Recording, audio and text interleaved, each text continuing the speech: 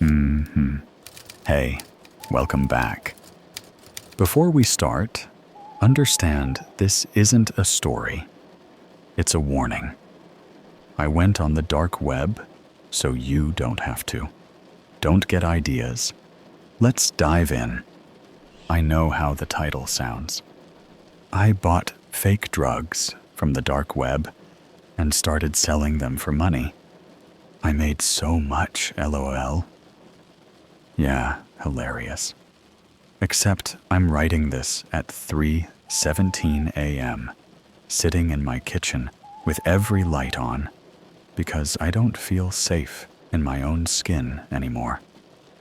My phone is on airplane mode because I can't listen to another voicemail from a number that belongs to someone who's already dead. So, yeah, laugh it up. A year ago, I was just a broke college dropout working night shift at a grocery store. I was 23, living in a disgusting 2-bedroom apartment with my roommate Kyle, who was basically a walking vape pen. Rent was overdue. My car sounded like it was held together with duct tape and prayers, and my bank account kept bouncing between $7 and negative numbers. I wasn't some hardcore criminal or anything. I'd smoke weed, do a line at a party if someone had it, whatever. But I wasn't plug material. I was the guy asking if anyone knew a plug. Then, one night on my break, I'm scrolling Reddit on my cracked phone, half asleep. And I fall down one of those rabbit holes about people buying stuff off the dark web. Hitmen, organs, all that 100% real story, bro, bullshit. Normally, I'd read those threads for fun and move on. But I saw one comment that actually stuck in my brain. It was something like, "Real money isn't in real drugs. Real money is in fake drugs. 99% of people can't tell if they're getting scammed." I don't know why that line hooked me so hard. Maybe because my paycheck had literally bounced that week. Maybe because I was too tired to think straight. But I screenshotted it and just kept thinking about it. Fake drugs. No real risk, right? No trafficking kilos or cutting fentanyl. Just sugar or vitamins or whatever in a baggie with the right logo. Sell it to drunk kids at parties for extra cash. They're chasing the feeling more than the actual high anyway. That's how I justified it, at least. Kyle was the one who knew how to get onto the dark web. I thought it was going to be this Hollywood hacker shit, but it was basically just him installing some browser, typing in a weird URL, and boom. Suddenly, we're looking at this ugly-ass marketplace that looked like Amazon's evil twin. He was leaning back in his gaming chair, tapping his jewel against his teeth, scrolling through listings like he was online shopping for socks. "Dude, you can literally buy anything," he said. "Look at this shit. Fake IDs, FULLZ, malware. Yo, they got research chemicals, too." That's what they called it. Research chemicals. Not for human consumption. Except the reviews were all like, "Took 2 caps, and I saw God 10 out of 10. I wasn't trying to actually sell real, sketchy designer drugs. I wanted something that was literally nothing. Just powder, with a story attached. Something I could push to idiots at clubs, make some cash, and dip. No one ODing, no real product, No real trail? There was one listing that popped up under novelty placebos.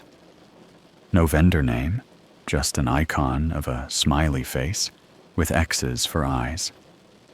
Product name, Bielo NK, for when you just want the vibe.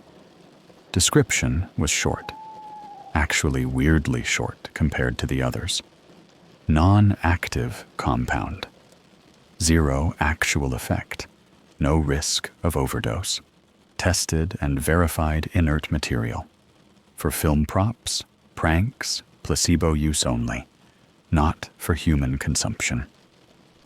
5 stars from like 120 plus reviews.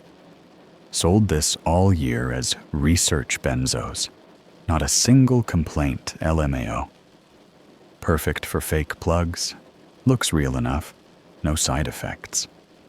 Bro, this saved my ass. No one mentioned bad trips. No one mentioned people getting sick. It was exactly what I wanted. I did the dumbest thing I've ever done in my life and placed an order.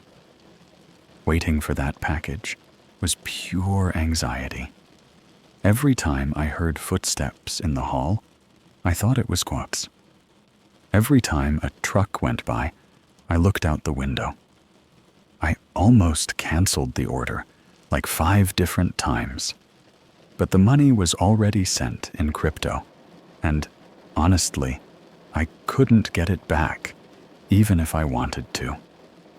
About 6 days later, I come home from work and see a small, beat-up brown box sitting on top of the mailbox cluster in our building. No label besides my name and address. No return label. No branding. Nothing. I grabbed it so fast, I nearly dropped it. I didn't even wait to get upstairs. I tore the box open in the stairwell like some addict. Inside was a vacuum-sealed Mylar bag with that same X-eyed smiley face printed on it in cheap black ink. No instructions, no paperwork, just a bag of off-white powder that looked like crushed chalk. Kyle whistled when I poured some onto a plate in our kitchen. "That's it?" he said. "Looks like drywall dust." "That's kind of the point," I said. My heart was pounding anyway. I was half expecting it to start smoking or crawling or something. I tested it the only way I could. I dabbed a tiny bit on my fingertip and rubbed it on my gums like I'd seen people do in movies. Nothing. No tingle, no numbness, no bitter chemical taste. Just powder. Like I'd stuck my finger in a bag of flour. We didn't have any test kits or anything. I was going purely off the trust of a faceless vendor and a bunch of strangers on the internet. And that's the thing that bothers me now. How casually I just said, "Yeah, sure, this is fine," when I had no idea what I was actually handling. I spent the rest of that night making product. I ordered empty gelatin capsules off Amazon and sat at our tiny kitchen table, filling them one by one with the powder using a cut-up gift card. The bag was bigger than I expected. By the time I was done, my back hurt and my fingers were cramped. And I had a Tupperware container full of capsules that looked like something you'd get from a shady pharmacy. Kyle took a picture. "Bro," he laughed, "you're actually a drug dealer now." "I'm selling nothing," I said. It's performance art." We both laughed. I really miss being able to laugh about this. My first customer was this guy named Eli. He worked with me at the grocery store, the guy who always took his break behind the loading dock to smoke joints. He was one of those chill, skinny dudes who looked like he'd slept in his hoodie for a week. He'd been trying to find someone to get him something stronger for a while. On our smoke break, I just said it. "I might know someone," I said, acting like I wasn't talking about myself. "New guy, research stuff, chill highs, no bad come-downs." He bit immediately. "How much?" I panicked and said the first thing that sounded dealer-ish. "40 a cap, deals if you grab more." He winced, but nodded. 2 days later, he handed me $120 in crumpled bills in the walk-in freezer, and I slipped him 3 capsules in a little baggie. My hands were shaking. I kept imagining he'd somehow magically know it was fake. Call me out, punch me, tell the manager. But he just stuffed it in his pocket and grinned like a kid on Christmas. That night, I sat on my bed, staring at my phone, waiting for a text. An hour passed, then 2. Nothing. I started to relax. Of course nothing happened. That was the point. Maybe he'd just tell himself he was feeling something because he'd paid for it. Placebo effect. This was the whole idea. Then at like 1:43 a.m., my phone buzzed. Eli. "Yo, this stuff." My stomach dropped. I stared at the screen for a solid minute before replying. "Me. Why? Something wrong?" The 3 dots popped up. Eli. "It's good, man. Just intense. You sure this is research shit? Feel like my brain is unplugged. LOL unplugged. I remember that word so clearly. I felt this rush of relief and guilt mix into something dirty. Me. Told you it's strong. Don't take more than 1 at a time." He sent back a thumbs up. I went to sleep with this stupid grin on my face, thinking I was some criminal mastermind. If I'd known what he really meant, I would have blocked his number and thrown the whole bag down the garbage chute. Word spread faster than I expected. Eli told his cousin. His cousin told someone from the skating park. Within a week, I had 6 or 7 people hitting me up with, "Yo, my guy said you got that BLNK shit." The name from the listing stuck. They thought it sounded cool and edgy. I never called it fake. I didn't tell anyone it was inert powder. I let them make up their own stories. "It's like it clears your head," Eli told someone while I was stocking shelves, like I was invisible. "You don't feel fucked up. You just feel like someone turned the noise off. It's wild." I should have noticed that was weird. Placebos don't synchronize people's experiences like that. Not exactly. Not that specific phrase. But I shrugged it off. People talk like that about any drug.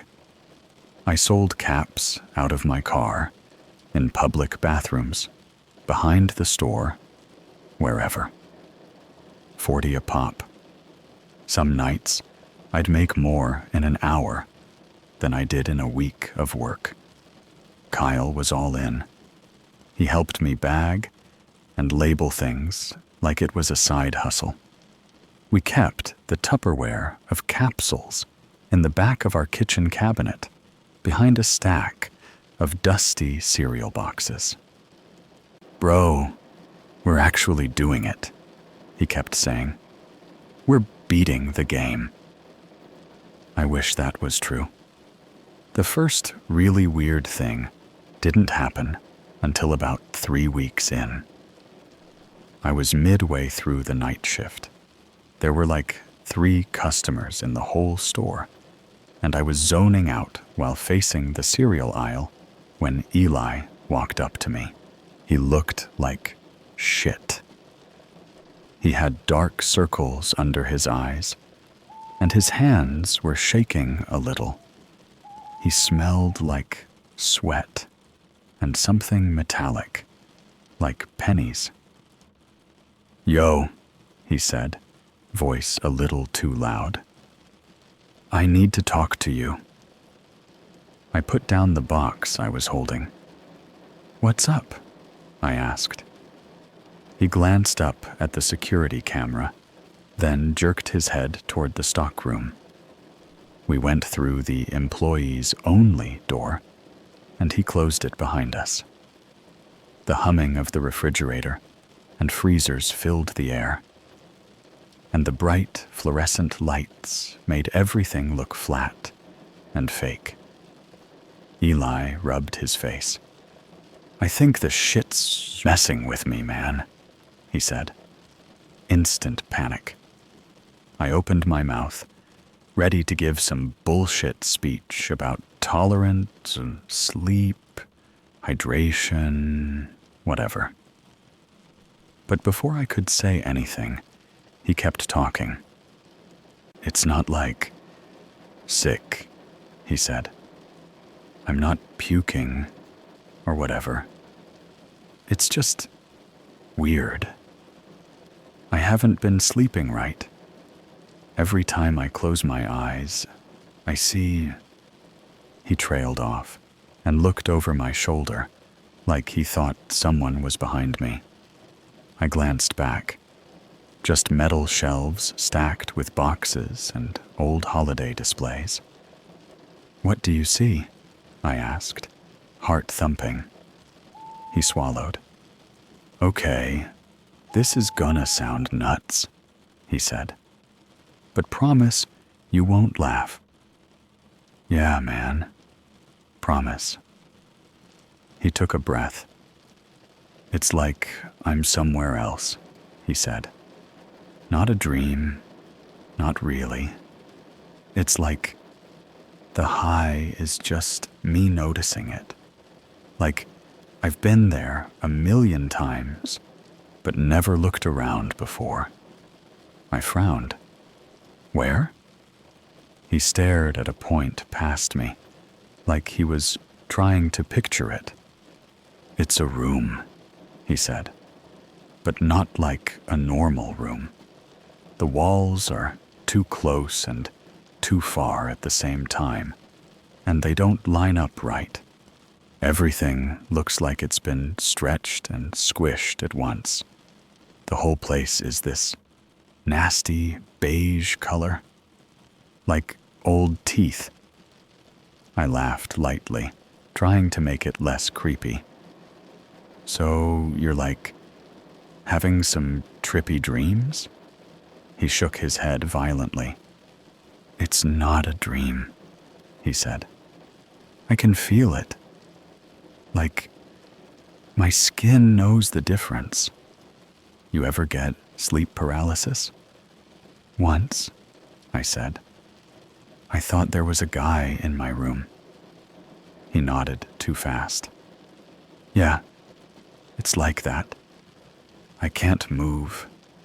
I'm just stuck there, standing in this room, and there's this humming sound, like fluorescent lights buzz, but louder.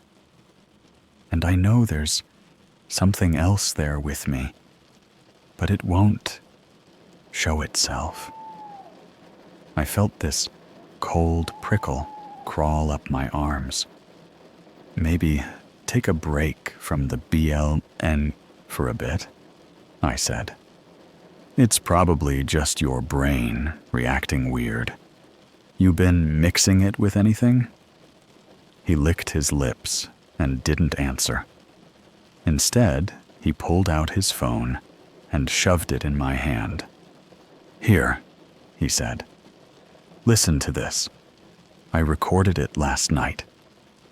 The screen showed a voice memo labeled 3:09 a.m. I tapped it. At first, all I heard was static and some shuffling sounds. Then Eli's voice, whispering and panicked. I'm there again, his recorded voice said. I'm back in that fucking room. There was a long pause, like he stopped talking, but the recording kept going. The background noise got louder, that buzzing, humming sound, like an old light fixture turned all the way up. It made my teeth feel weird, just listening to it. Then, faint, I heard it. Another sound over the hum. Not words exactly, but something like breathing and whispering mashed together. Too close to the microphone. Too wet. I shivered. What is that? I asked. Eli's face had gone pale. I don't know, he said. I don't remember hearing that part. I only remember feeling watched. The recording kept playing. Eli's voice came back, sounding more frantic. I can't move, he whispered. It's behind me now. I know it's behind me. I can't look. The recording cut off there, like someone hit stop mid-sentence. In the stockroom, Eli gave a humorless laugh. Cool, right? He said. Your chill research high comes with a free recurring nightmare room. I forced myself to calm down. Look, man, it's probably just your subconscious, I said. You read too much creepypasta or whatever. You're priming yourself to freak out. Just stop taking it for a bit. Sleep. Drink water. He stared at me for a long second. You're sure this stuff is safe? He asked quietly.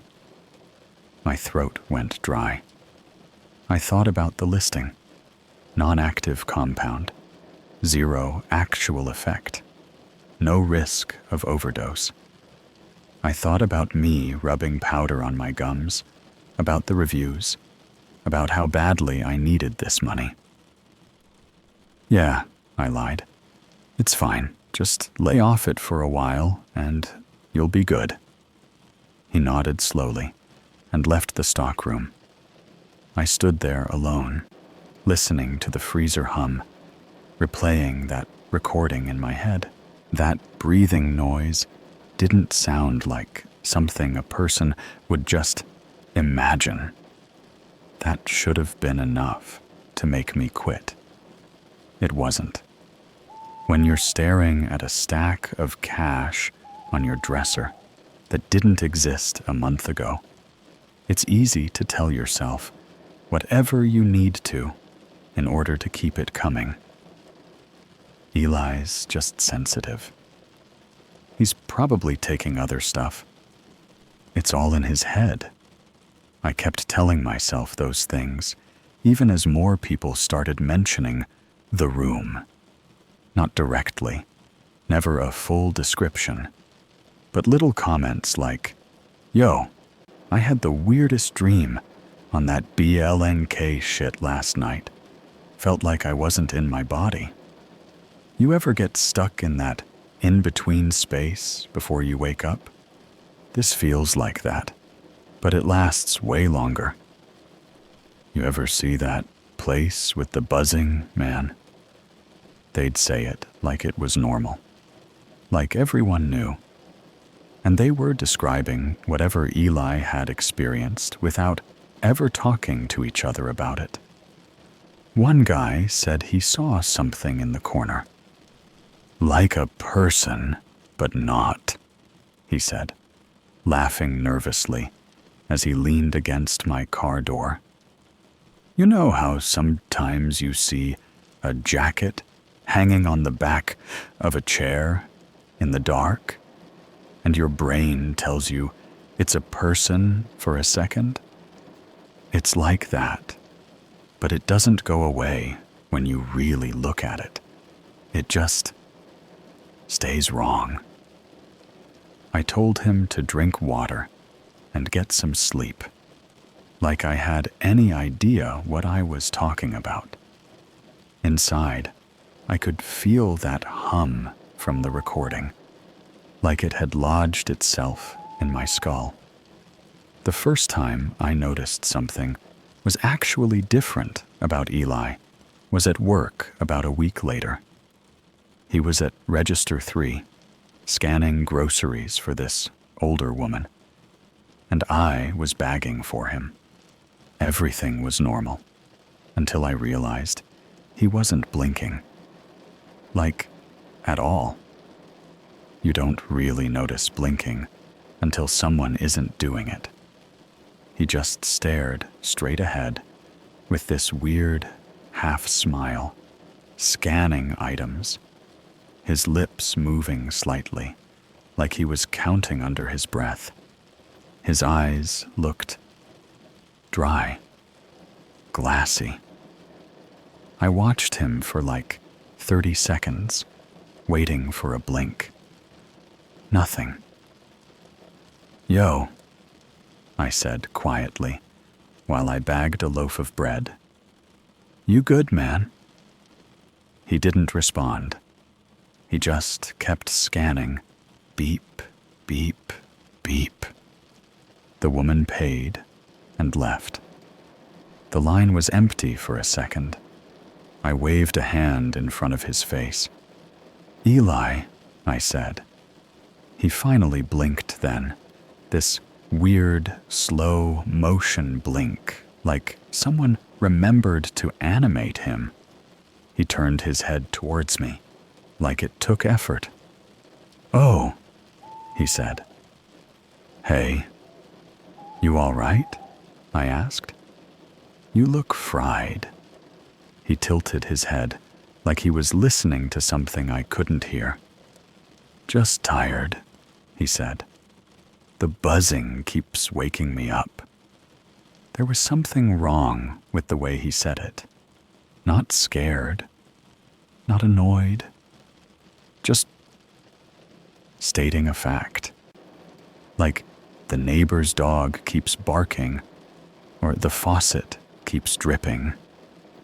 He turned back to the register as a new customer walked up. And that was that. Later that day, I checked his Snapchat story. It was just a blurry photo of his bedroom with the caption, "Why is the ceiling lower? I should have called someone." His family. A hospital. Something. Instead, I muted his story and told myself he'd crash eventually and sleep it off. The night everything really started to spiral. It was raining. I remember that clearly because the constant tapping of water on our crappy apartment windows felt like a clock counting down.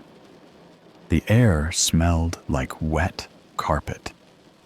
Kyle was in the living room, playing some loud shooter game, yelling into his headset. The TV glow flickered off the peeling paint on the walls. I was in the kitchen, counting money. The Tupperware container of BLNK capsules was open on the table. There were fewer left than I thought. I kept losing track of how much I'd sold. I'd always considered myself kind of responsible, but the past few weeks had turned into this blur of late-night meetups and cash and paranoia. My phone buzzed next to the stack of 20s. Unknown number. Normally I ignored those, Junk calls, spam, whatever. But something in my gut told me to answer this one. "Hello?" I said. At first, all I heard was breathing. Not dramatic, movie breathing. Just someone on the other end, close to the mic, like they'd forgotten they already made the call. "Hello?" I repeated, a little sharper. There was a faint crackling sound, like static. Then a whisper.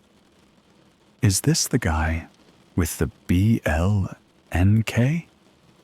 My chest tightened. "Who's asking?" I said, trying to sound casual. The voice was male, but it sounded strained, dry, like his throat was shredded. He spoke in these short bursts, like each word cost energy. "Eli gave me your number," he said. "Said you'd hook me up." "Yeah," I said slowly. "I mean, depends what you want. Who is this?" There was a pause.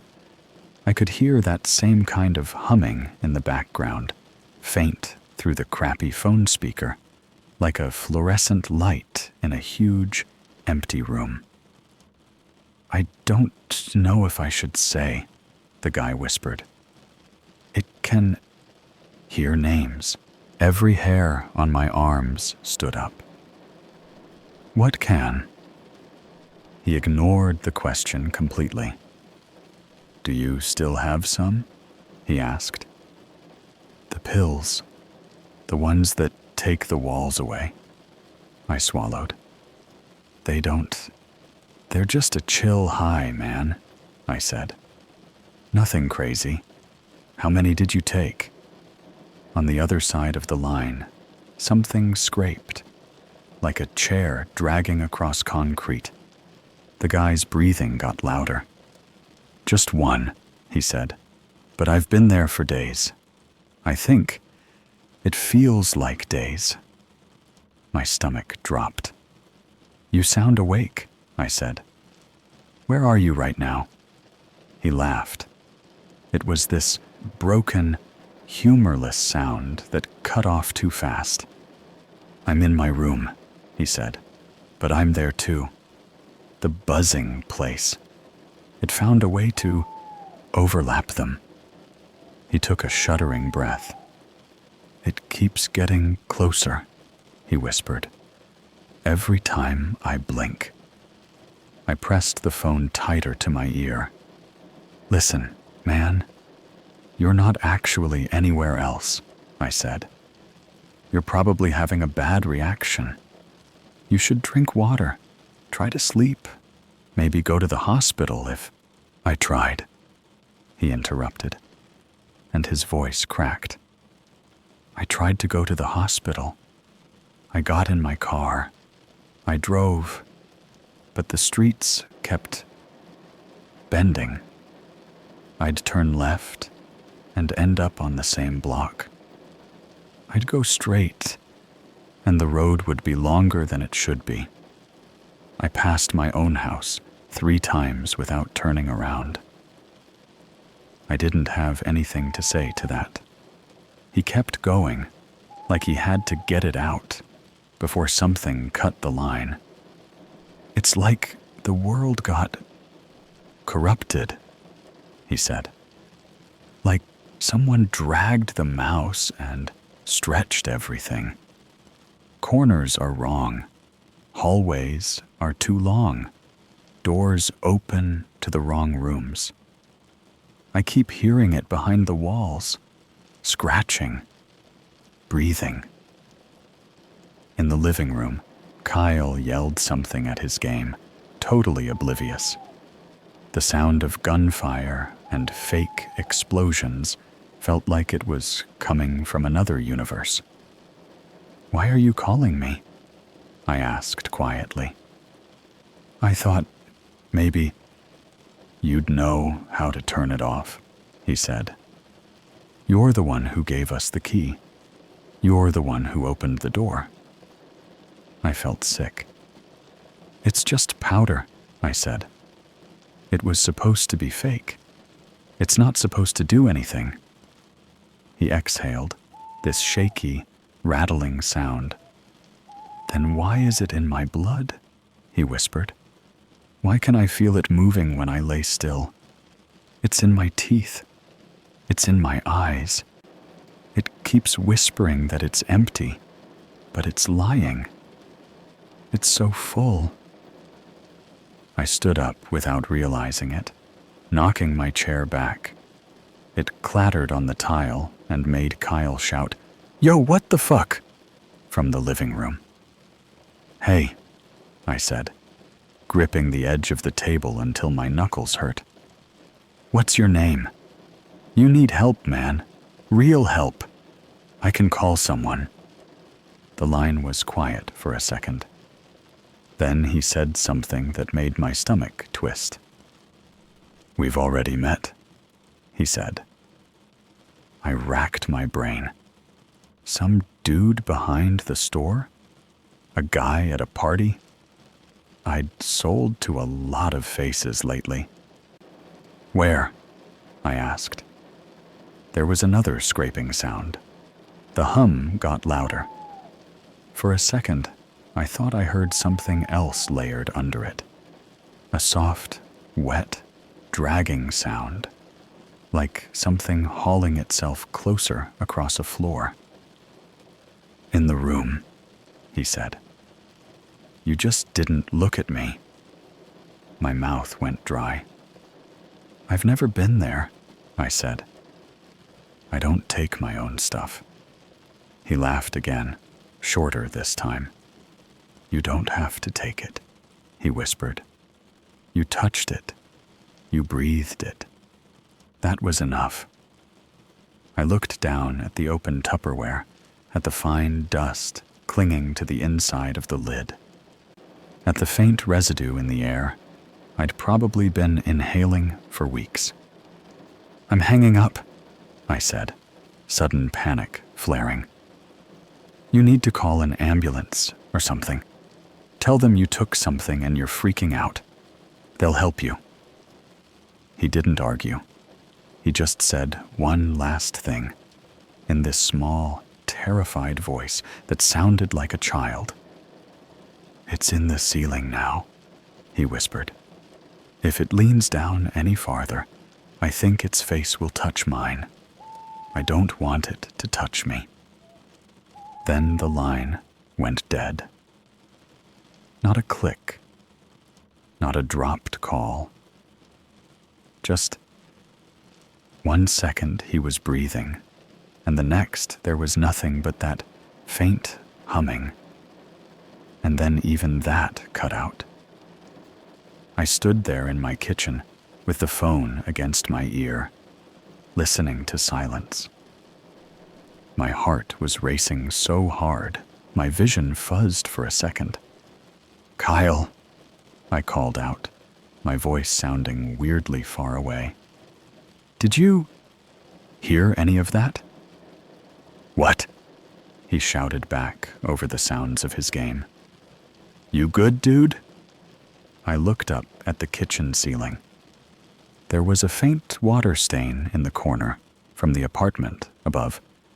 This spreading brown patch we kept ignoring. For a second, just 1 second, I was absolutely sure it was pulsing, like something was breathing behind it. I blinked, and it was just a stain again. My phone buzzed in my hand, a text from Eli. "Eli, bro, don't sell to anyone else." Before I could reply, another message came through.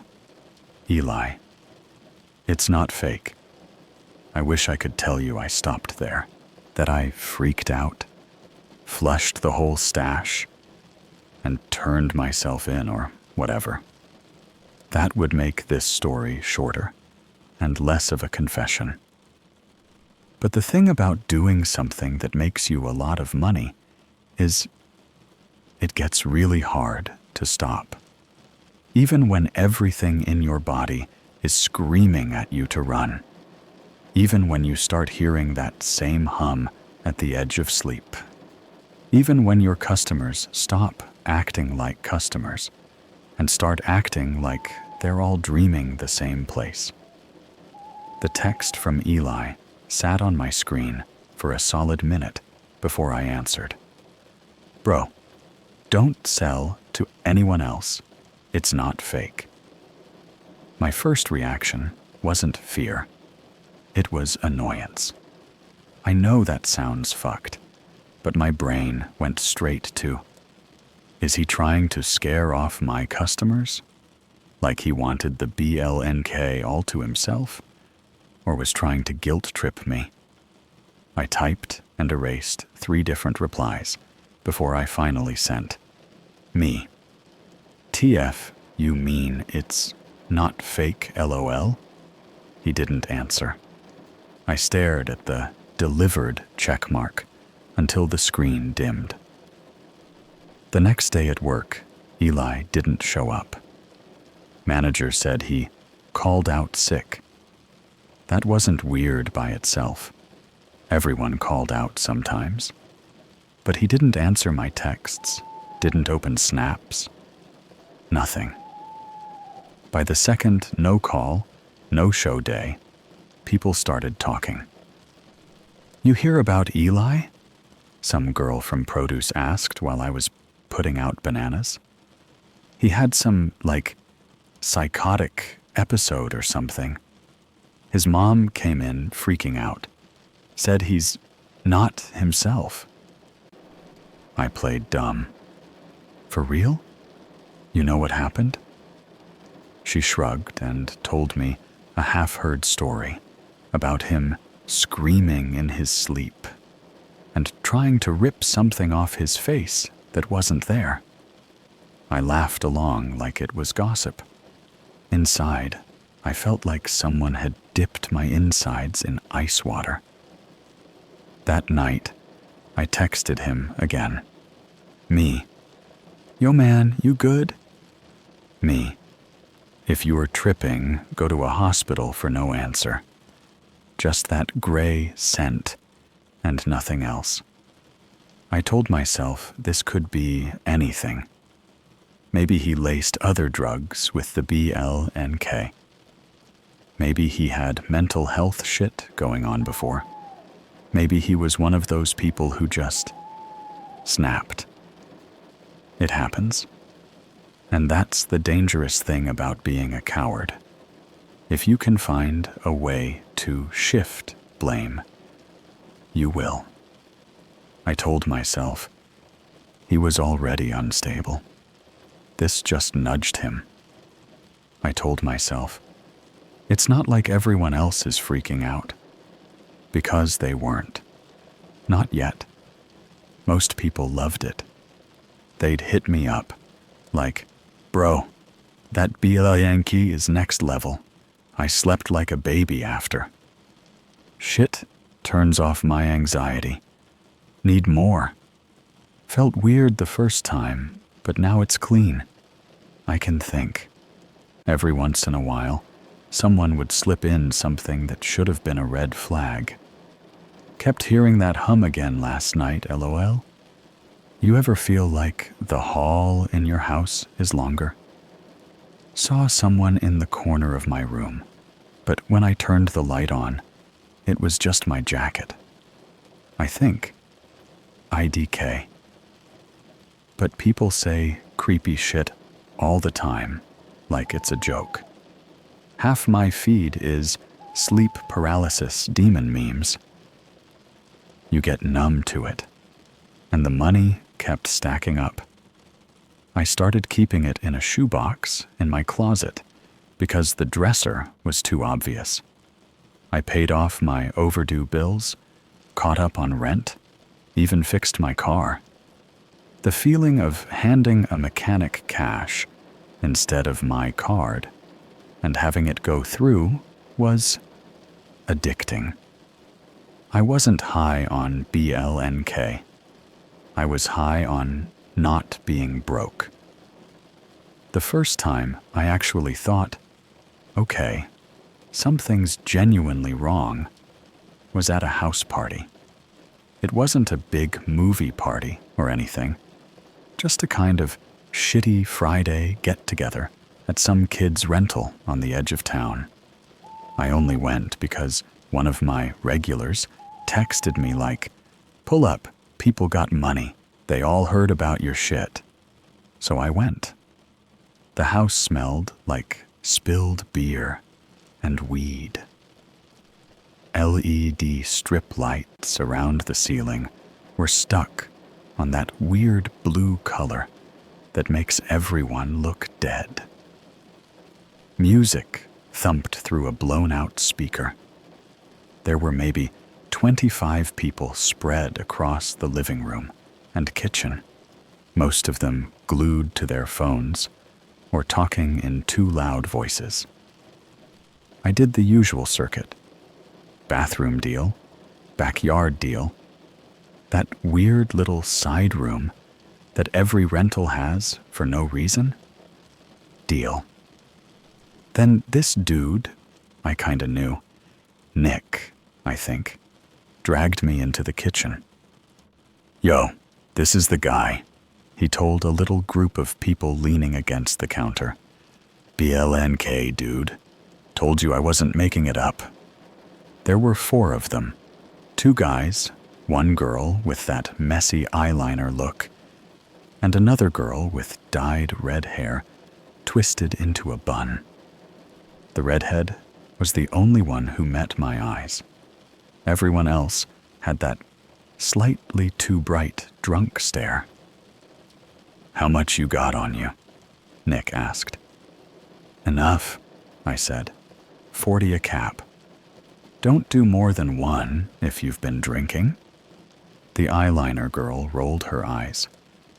"Bro, I do 2 bars just to feel normal," she said. "I think I'll be fine." I shrugged. Not my problem. They pooled money. Bought 6 caps total. I handed them the baggies and started to walk away. But the redhead stopped me with a hand on my arm. "You ever tried your own stuff?" she asked. I shifted. "Nah," I said. "Not really my thing. I like knowing where my brain's at." She smiled a little too wide. "You should," she said. "It's rude to not eat at your own restaurant." She popped a capsule dry, swallowing like it was nothing. Eyes locked on me the whole time. It was weird, but I've dealt with worse. I just pulled my arm back and mumbled something about having other people to meet. I stayed at the party longer than I needed to, partly because people kept slipping me cash for more, partly because it was one of the first nights in a while where I felt like I wasn't a complete loser. People were actually looking for me, calling me by a nickname. "Yo, Blank dude." It was messed up, but it felt good. About an hour in, I went to the bathroom. The hallway to the bathroom was narrow and lined with those dumb framed quotes college kids buy from Walmart. Live, laugh, love, and good vibes only, and all that. The door was locked, so I leaned against the opposite wall and waited. That's when I heard it, faint at first, under the music and laughter. A low, buzzing hum. Not from a light. Not from the fridge.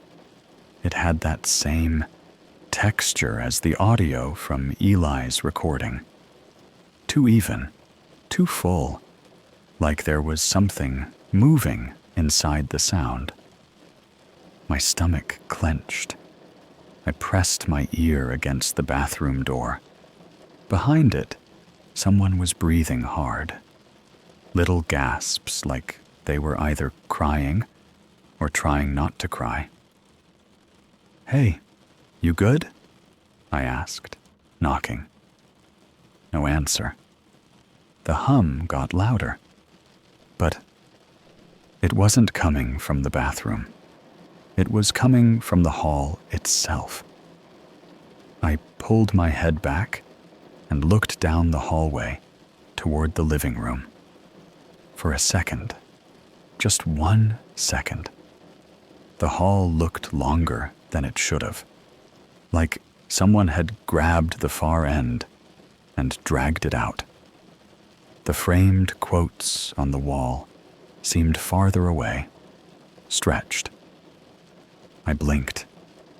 It was normal again. The hum cut off, like someone pressed mute. The bathroom door opened. Redhead girl stood there.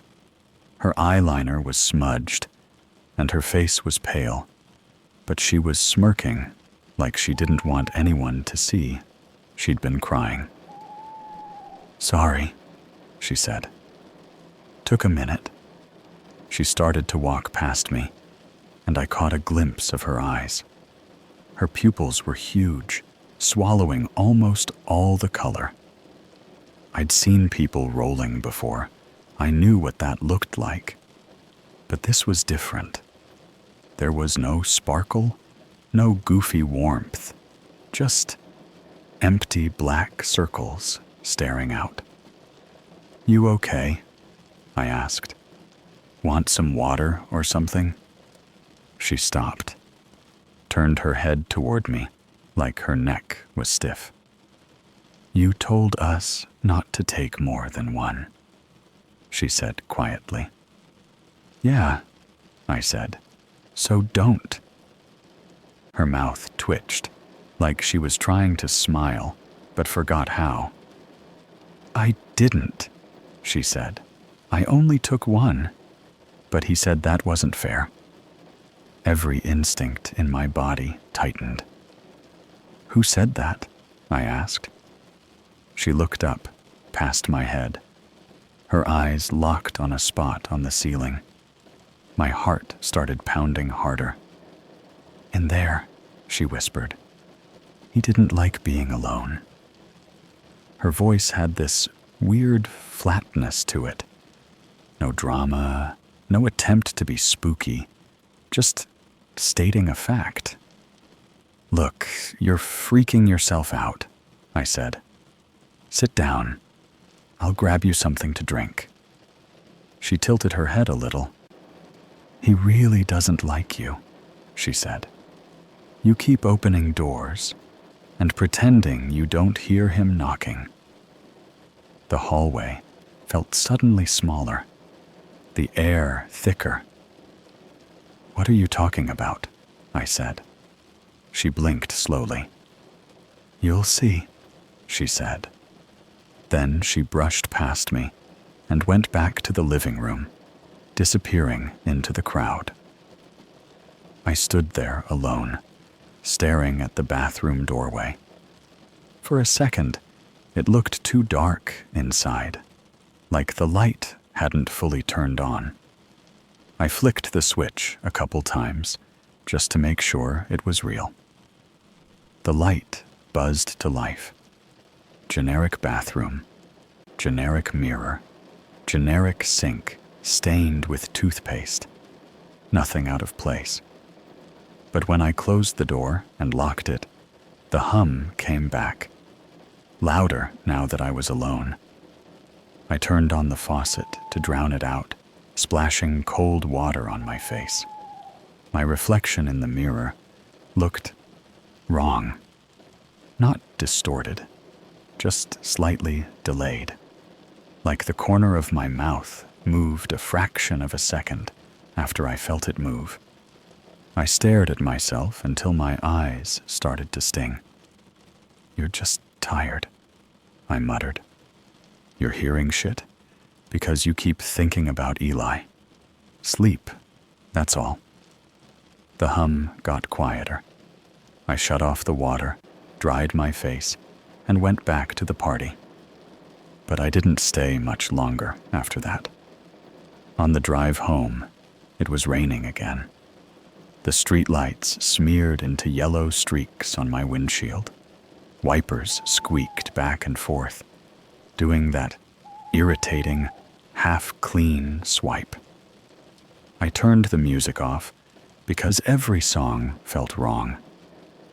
The hum followed me, not loud, just under everything. The sound of my tires on wet pavement. The engine. My own breathing. That same low, steady vibration, like the world itself had picked up a new background noise.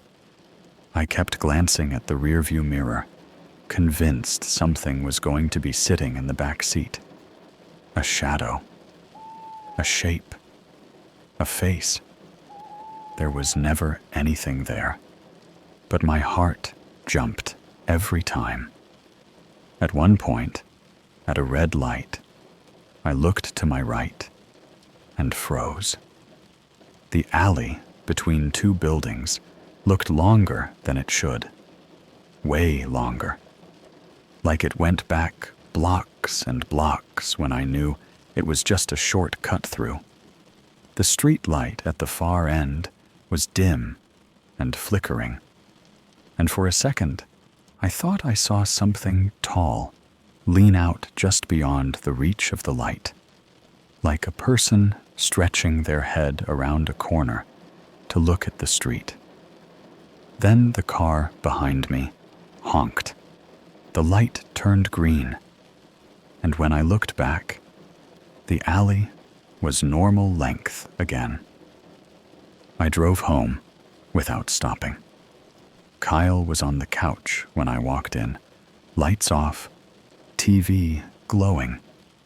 Some horror movie paused on the screen, frozen on a shot of a guy standing at the end of a hallway.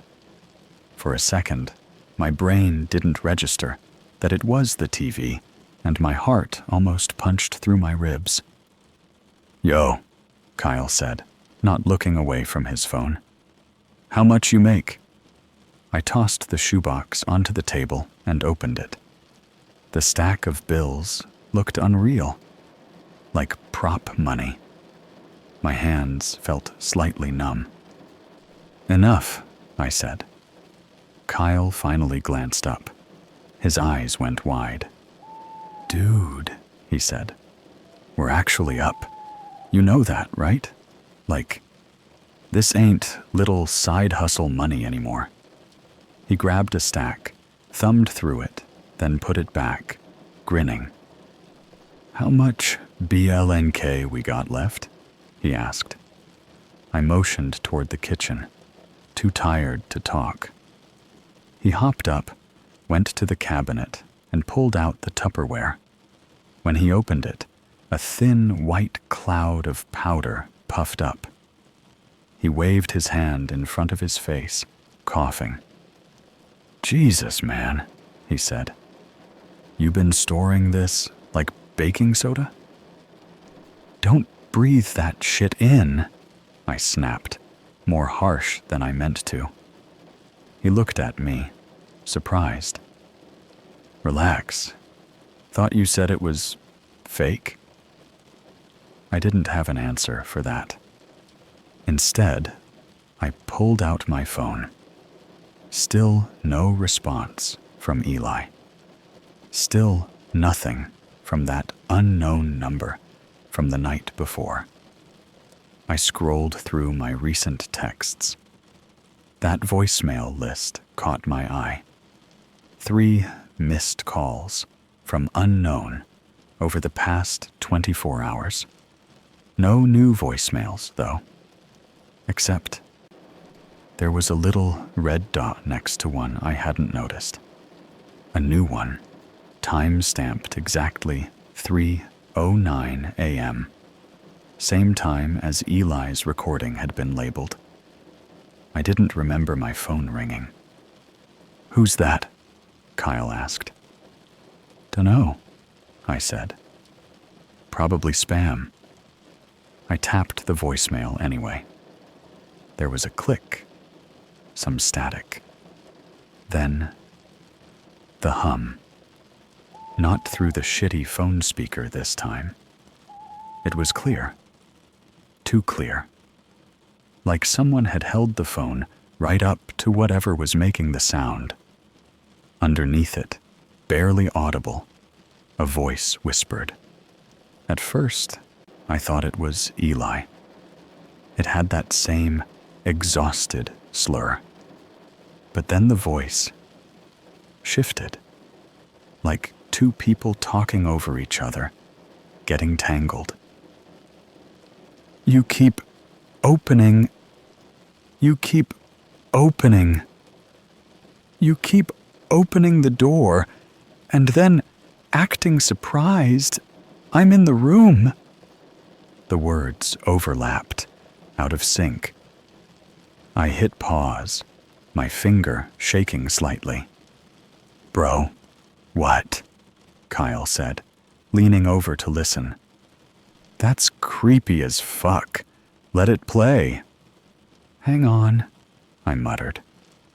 This is probably some scam shit. But I pressed play again. The hum grew louder, almost nauseating. I felt it in my teeth. Something scraped close to the mic. Then, in this wet, almost amused tone, the voice, just one voice now, not layered, said, "Stop saying it's fake." Then the voicemail ended. No number, no callback, just unknown. I stared at the phone until Kyle nudged me. Dude, he said, you okay? You're pale as shit. It's probably a prank, I said. My mouth was dry. One of the kids from the party. Kyle snorted. Yeah, or your fake drugs are like government mind wipe dust or some shit. He laughed and tossed the Tupperware lid back on. When he did, more powder puffed up. A little cloud. It glowed faintly in the TV light. Stop doing that, I snapped again. You're gonna breathe it in. He rolled his eyes. Dude, relax, he said. I'm not the one selling this to half the town. He was right. And that made me feel worse. That night, I didn't sleep. I lay there, staring at the ceiling, listening to every sound the apartment made. The fridge cycling on, the pipes ticking, Kyle snoring faintly through the thin wall. Under all of it, the hum, not loud, just there. Constant. Like someone had moved a beehive into the crawl space, and the bees were just vibing. Waiting, I watched the water stain in the corner of my ceiling, like it was a face. It didn't move, but I couldn't shake the feeling that if I stared away for too long, when I looked back, it would be closer, lower. Around 4 a.m., I must have finally drifted off. I don't remember falling asleep. I do remember waking up somewhere else. I was standing. Not in my bed, not in my room. Just standing. The first thing that hit me was the smell. Damp carpet. Old dust. Something sour, like sweat, soaked into fabric for years. The second thing was the color. A flat, sick yellow everywhere. Walls, ceiling, floor. The light was wrong too bright, and too disco at the same time. No windows, just buzzing fluorescent panels overhead that didn't seem to cast real shadows. My gut dropped because I knew exactly where I was, even though I'd never seen it. The room. Their room. I tried to move. Couldn't. Panic slammed into me like a truck. I tried to lift my arm, turn my head, anything. My body didn't respond. I was locked in place, eyes forward. The hum was deafening. It wasn't just sound. It was under my skin, in my teeth, vibrating my bones. My vision blurred at the edges, but I couldn't blink. I couldn't look away from the wall in front of me. It wasn't even an interesting wall, just yellow, stained, with a hairline crack running down the middle. The kind of nothing wall you never think about. Except it felt like something was on the other side, pressing slowly. Something moved in the corner of my vision. Not much. Just a shadow shifting near the ceiling, like someone standing on the other side of a frosted window. Tall. Too tall. Arms too long. Or maybe too many. I couldn't line it up right. My brain kept trying to fit it into person and failing. I wanted to scream. I couldn't even breathe faster. My body stayed on this calm, steady inhale, exhale, while my mind freaked out. Something dragged along the carpet behind me. Soft. Wet. Heavy. The sound got closer. I tried to tell myself, this isn't real. It's a dream. It's a stress thing. You've been hearing about this place so much that your brain made it up. The hum laughed at that. I didn't hear a laugh. I just knew it was amused. Like the sound itself tightened. Hot air rolled over the back of my neck. Someone, or something, was standing directly behind me, close enough that I should have felt a body, shoulders, a chest. Instead, it was like standing in front of an open oven. Heat, without shape. I felt it lean down. Slow. Slow. The hum got higher, like a TV whine. My teeth hurt. My vision fuzzed around the edges. I could feel, actually feel, something hovering an inch from the back of my head, waiting to touch. And I remembered what that unknown caller had said. If it leans down any farther, I think its face will touch mine. I don't want it to touch me. Every cell in my body screamed the same thing. I don't want it to touch me. It didn't care. I felt the faintest brush against the back of my skull. Not solid, not skin. More like static. Pins and needles. All at once, every memory I'd pushed down rushed up. Eli's recording, the voicemail, the redhead in the bathroom. You keep opening doors, something whispered inside the hum. You keep selling keys. Then, just as I felt myself starting to slip, like my thoughts were being pulled backward through the wall, I blinked. I was in my bed. gasping, sweating, my ceiling above me, my water stain in the corner, my shitty fan barely moving the air. The hum was gone. The silence felt loud. My phone buzzed next to me, making me jump. I grabbed it like a weapon. New message. Unknown. Nice to finally meet you. There was no number attached. No contact info. Just that, sitting in my messages, like it belonged there. I stared at it, hands shaking. In the living room, something heavy scraped against the floor. Kyle's voice, half asleep and confused. Dude, you up? Why's the hallway so long? I froze. Our apartment doesn't have a hallway. Just a short little space between the bedrooms and the bathroom. You can cross it in like 2 steps.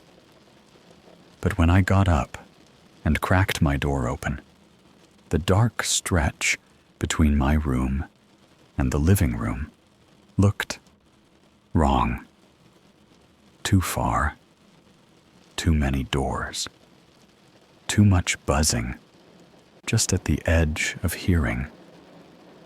I shut the door again and leaned my forehead against it, breathing hard.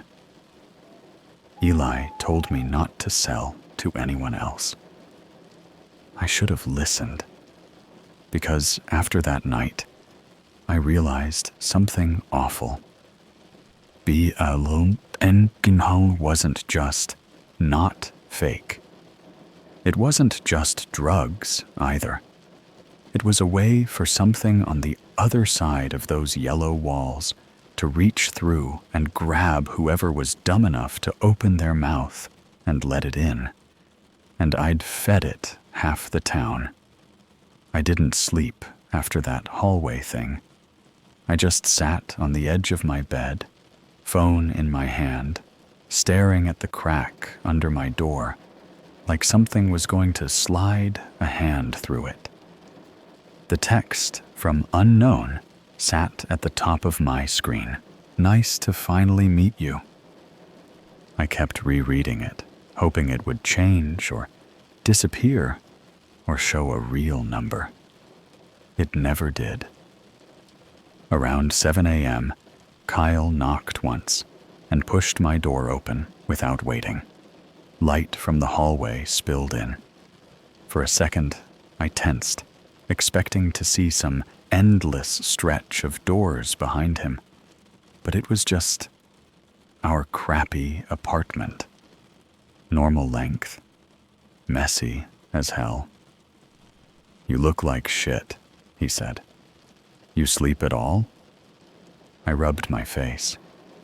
Not really. He leaned against the door frame, scratching his chest through his t-shirt. Bro, I had the weirdest dream, he said. Like, I got up to take a piss, and the space between our rooms, it was like a tunnel. I kept walking, and it never got closer. Trippy as hell. I was like, damn, I gotta lay off the YouTube horror. I stared at him.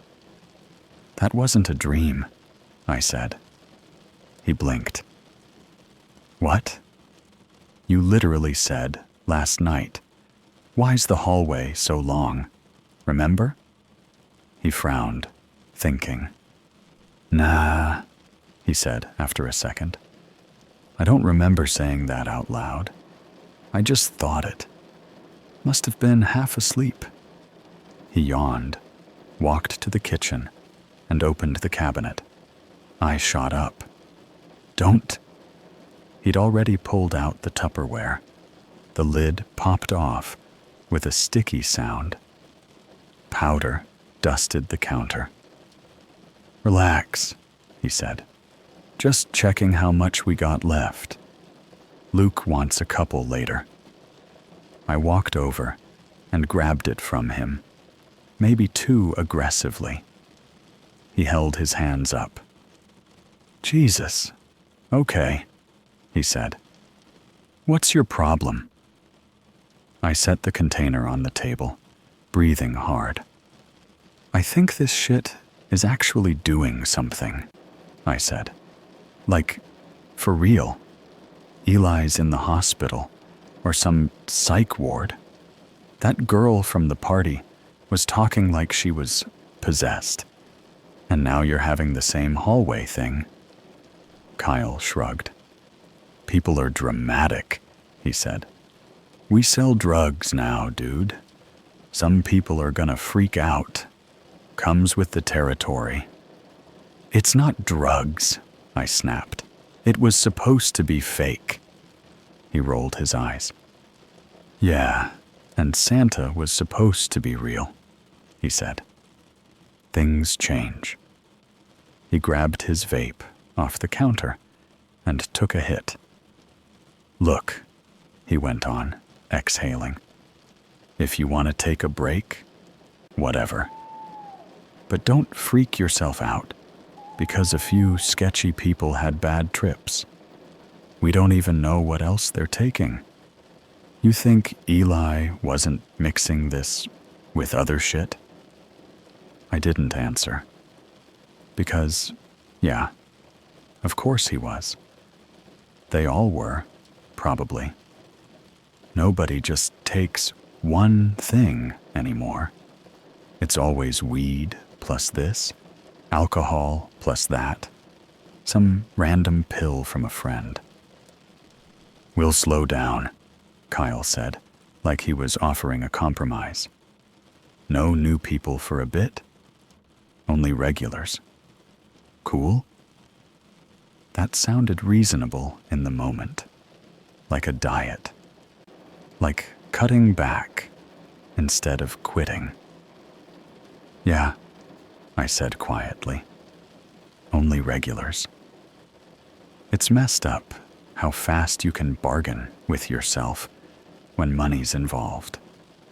The first bite came that afternoon.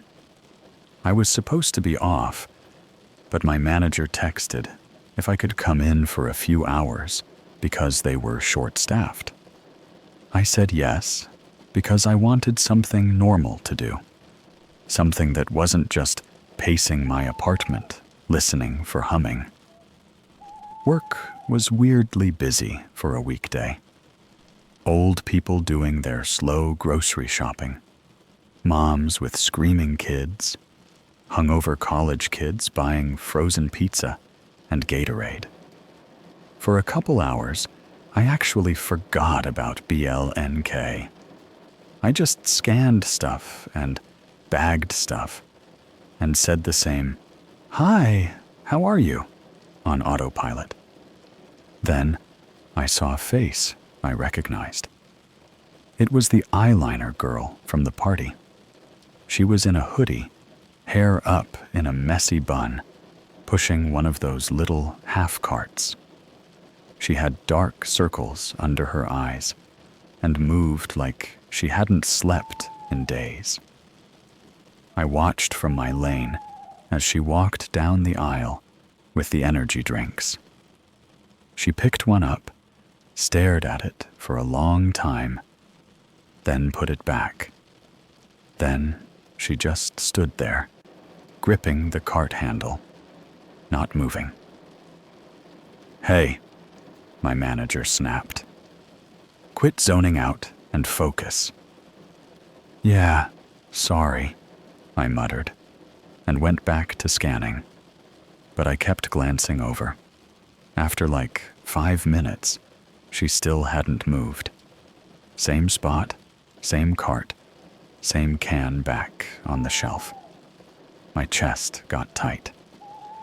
"Hey, can I go face aisle 6 real quick?" I asked my manager. "It looks messy." He was busy arguing with a customer about coupons.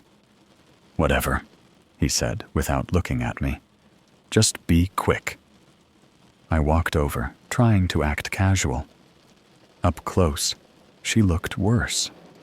Her lips were cracked. Her hands trembled on the cart handle. Her eyes were fixed on the far end of the aisle, on nothing. "Yo," I said softly. "You okay?" She didn't respond. I stepped in front of her, blocking her view. Her eyes slid to my face, slow like her brain had to reboot. "Oh," she said. Her voice was hoarse. "It's you." "Yeah," I said. "You look rough. Been sleeping?" She laughed once, short and humorless. "Every time I sleep, I wake up there," she said. "So, no, not really." I swallowed. "You should maybe get checked out," I said. "Hospital, clinic, something." "It's not in my body," she said. "It's in the walls." Her gaze shifted past me again. Her pupils were blown out like before. "You said you saw him," she went on. "In the hallway. At your place." I froze. "I didn't say that," I said. She tilted her head. "You don't have to," she whispered. "He already told me. He likes you." Something in her tone made my skin crawl. "Look," I said, dropping my voice. "Don't take any more, okay? Seriously. Whatever high you think you're getting, it's not worth it." She squinted at me, like I was speaking another language. "I stopped," she said. "He doesn't need the pills anymore. He knows the route." "The route to what?" "To here." She reached out suddenly and grabbed my wrist. Her fingers were cold, too strong for how skinny she looked. Her nails dug into my skin. "Do you hear it?" she whispered. "Right now?" I listened. The store was full of sounds. Beeps of scanners, kid crying somewhere, a cart squeaking, a distant announcement about a sale on cereal. Under that, faint. The hum. So soft, I wouldn't have noticed if she hadn't said anything. I tried to pull my hand back. "Let go," I said. She squeezed harder. "You know why he likes you?" she asked. I didn't answer. "Because you pretend not to see him," she said. "Everybody else either stares or shuts their eyes. You keep glancing and looking away. That's his favorite." Her eyes were wide now. Tears welled up, but she wasn't blinking. "It's like when you're playing hide and seek with a little kid, and you obviously see them sticking out from behind the couch," she went on. "But you act like you don't, so they can feel clever a little longer. You're doing that to something that doesn't need your help." I didn't realize how hard my heart was beating until my vision edged dark for a second. I'm working," I said. "You need to either buy something or move. People are staring." They were. A woman halfway down the aisle was giving us the side eye. Eyeliner girl let go suddenly, like something told her to. Her fingers left red marks on my wrist. I tucked my hand into my pocket so my manager wouldn't see. "I just came to see if he'd follow me here," she mumbled. He did. She left the cart in the middle of the aisle and walked out of the store without buying anything. I watched her go, this little part of me wanting to run after her, another part screaming to let her leave and never see her again. As the automatic doors slid shut behind her, something flickered in the reflection of the glass. For a split second, I saw myself standing next to her, not in my work uniform, not in my clothes at all, just my shape, stretched taller, head tilted at a wrong angle. Then the doors closed, and it was my normal reflection again. People always say horror isn't real until it shows up on the news. That night, it did.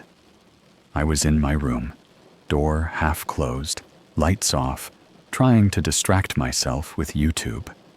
Kyle was in the living room scrolling through channels, volume way too loud. "Yo!" he yelled suddenly. "Come see this!" I didn't want to, but his tone wasn't joking, so I went. The local news was on. Some stiff-looking anchor was standing in front of a blurry photo of a crashed car. "Investigating the possibility of substances being involved," she was saying. Witnesses claim the driver had been parked at the intersection for several minutes before suddenly accelerating into oncoming traffic. Dashcam footage played. Rain on the windshield. A car sitting at a green light, not moving.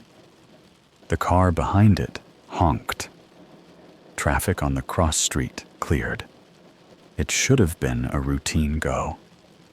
Then, without warning, the parked car lurched forward and swerved sharply, slamming head-on into another vehicle.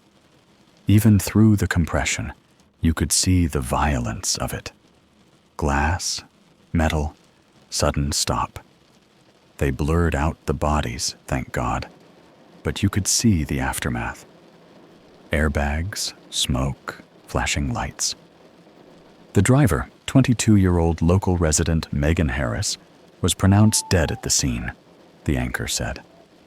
Friends describe her as homemade, but noted she had recently been behaving strangely. Police are looking into reports of a new street drug circulating at local parties. If you have any information. I stopped hearing after that, because they showed a photo from her social media. Red hair, messy bun. Same girl from the party, same girl from aisle 6. Kyle whistled low. "Damn," he said. "That's rough." I swallowed so hard it hurt. "She was just here," I said. My voice sounded thin. Kyle glanced back at me. "At the store," I added. "Today, she looked messed up." He raised an eyebrow. "You sell to her again?" he asked. "No," I said. "She didn't buy anything. She just talked. Said weird shit." He muted the TV. "How weird?" I told him. Not everything. Left out the part about him liking me, but enough. When I finished, Kyle swore under his breath. "Okay," he said. "Okay, yeah. That's not nothing." He paced in front of the couch. "Maybe you should hit up some of the regulars," he said. "See if anyone else is, like, seeing yellow rooms and shit. Make sure they're not driving around all haunted." He tried to laugh at his own joke. It came out flat. "That's stupid," I said. "What am I gonna text? Hey, are you perceiving non-Euclidean geometry today?" He looked at me, serious now. "Dude, that girl died like, what, 4 hours after you talked to her?" he said. If the cops start asking around and your name pops up as the dude selling mystery pills that everyone took before they snapped, that's bad. For you. And for me by extension, which is honestly the part I care about most. He wasn't wrong. Fear is a hell of a motivator. I went back to my room, shut the door, and sat on the floor with my back against it. Then I opened my messages. There were more unread texts than I realized. Got more BLNK? Yo, I need like 5. Bro, that shit is insane. I think I meditated for 7 hours without moving, LOL. My girl wants to try it. You cool with that? Anyone else seeing that place? Or is it just me? That last one made my blood run cold. I clicked it. It was from a guy named Marco I'd sold to twice. Heavyset dude, always wore band shirts. Chill enough. We weren't friends, but not strangers either. The follow-up he'd sent after made me feel worse.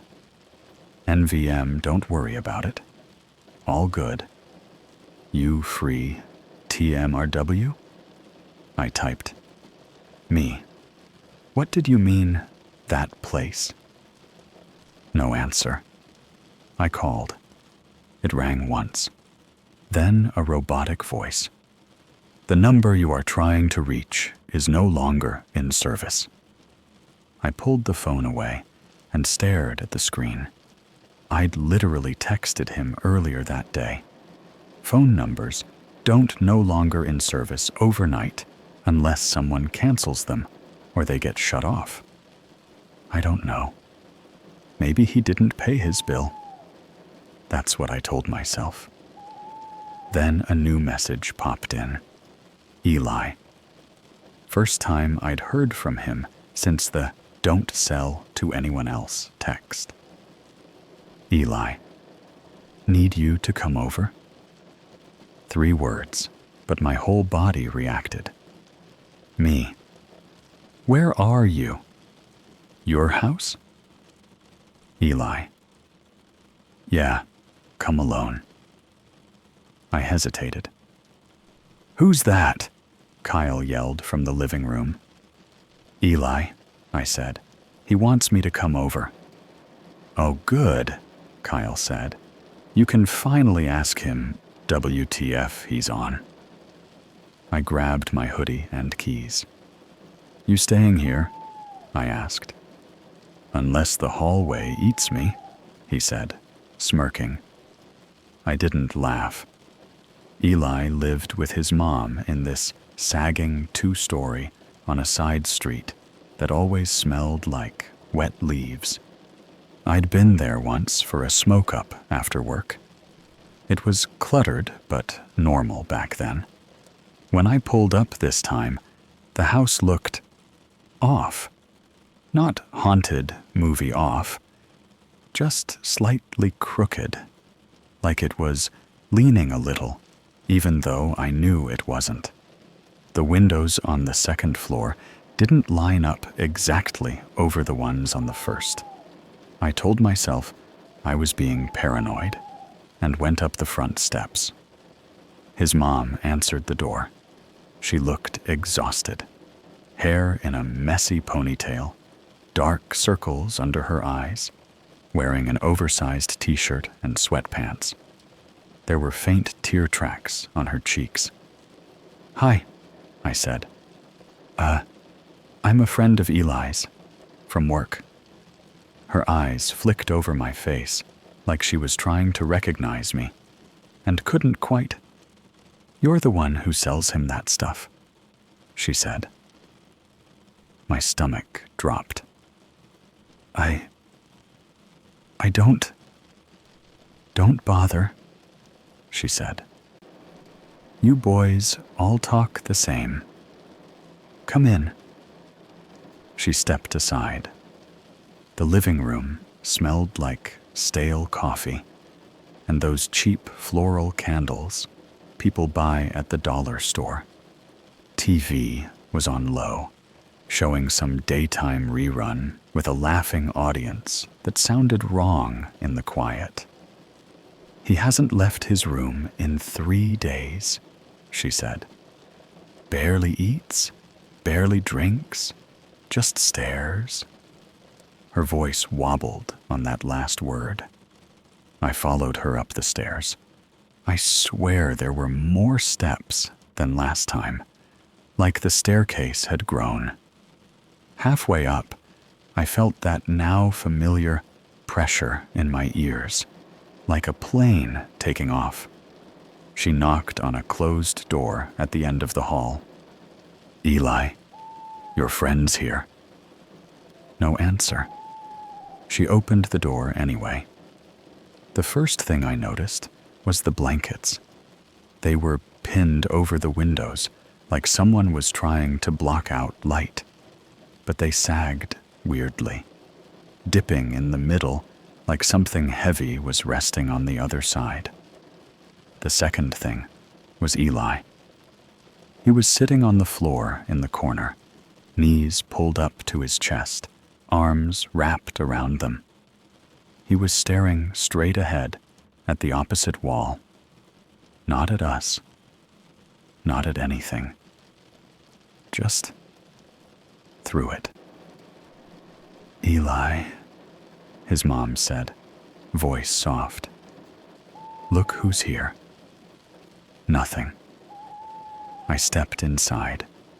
The room felt too big and too small at once, like my peripheral vision kept trying to stretch it wider, but my focus stayed locked in this narrow tunnel. "Hey, man," I said. "It's me." His eyes moved first. Just his eyes. They slid toward me, without the rest of his head turning. Then, slowly, his face followed. He looked like he hadn't slept in a week. Beard scruffy, hair greasy, lips cracked.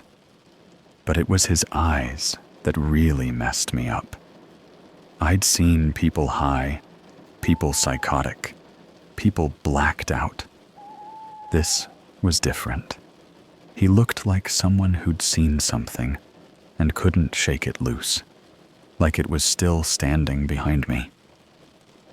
"Can we have a minute?" I asked his mom. She hesitated. "I'll be right outside," she said. "Don't upset him." She shut the door, and her footsteps retreated down the hall. I swallowed. "Hey," I said again.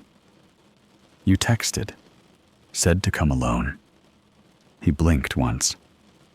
"You're not alone," he said. His voice was dry, scraping.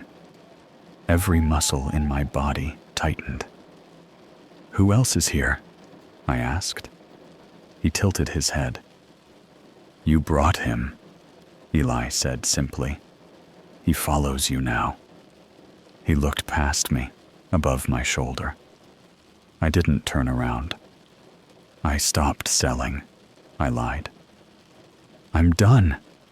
I'm gonna get rid of it." He laughed, a short, broken sound.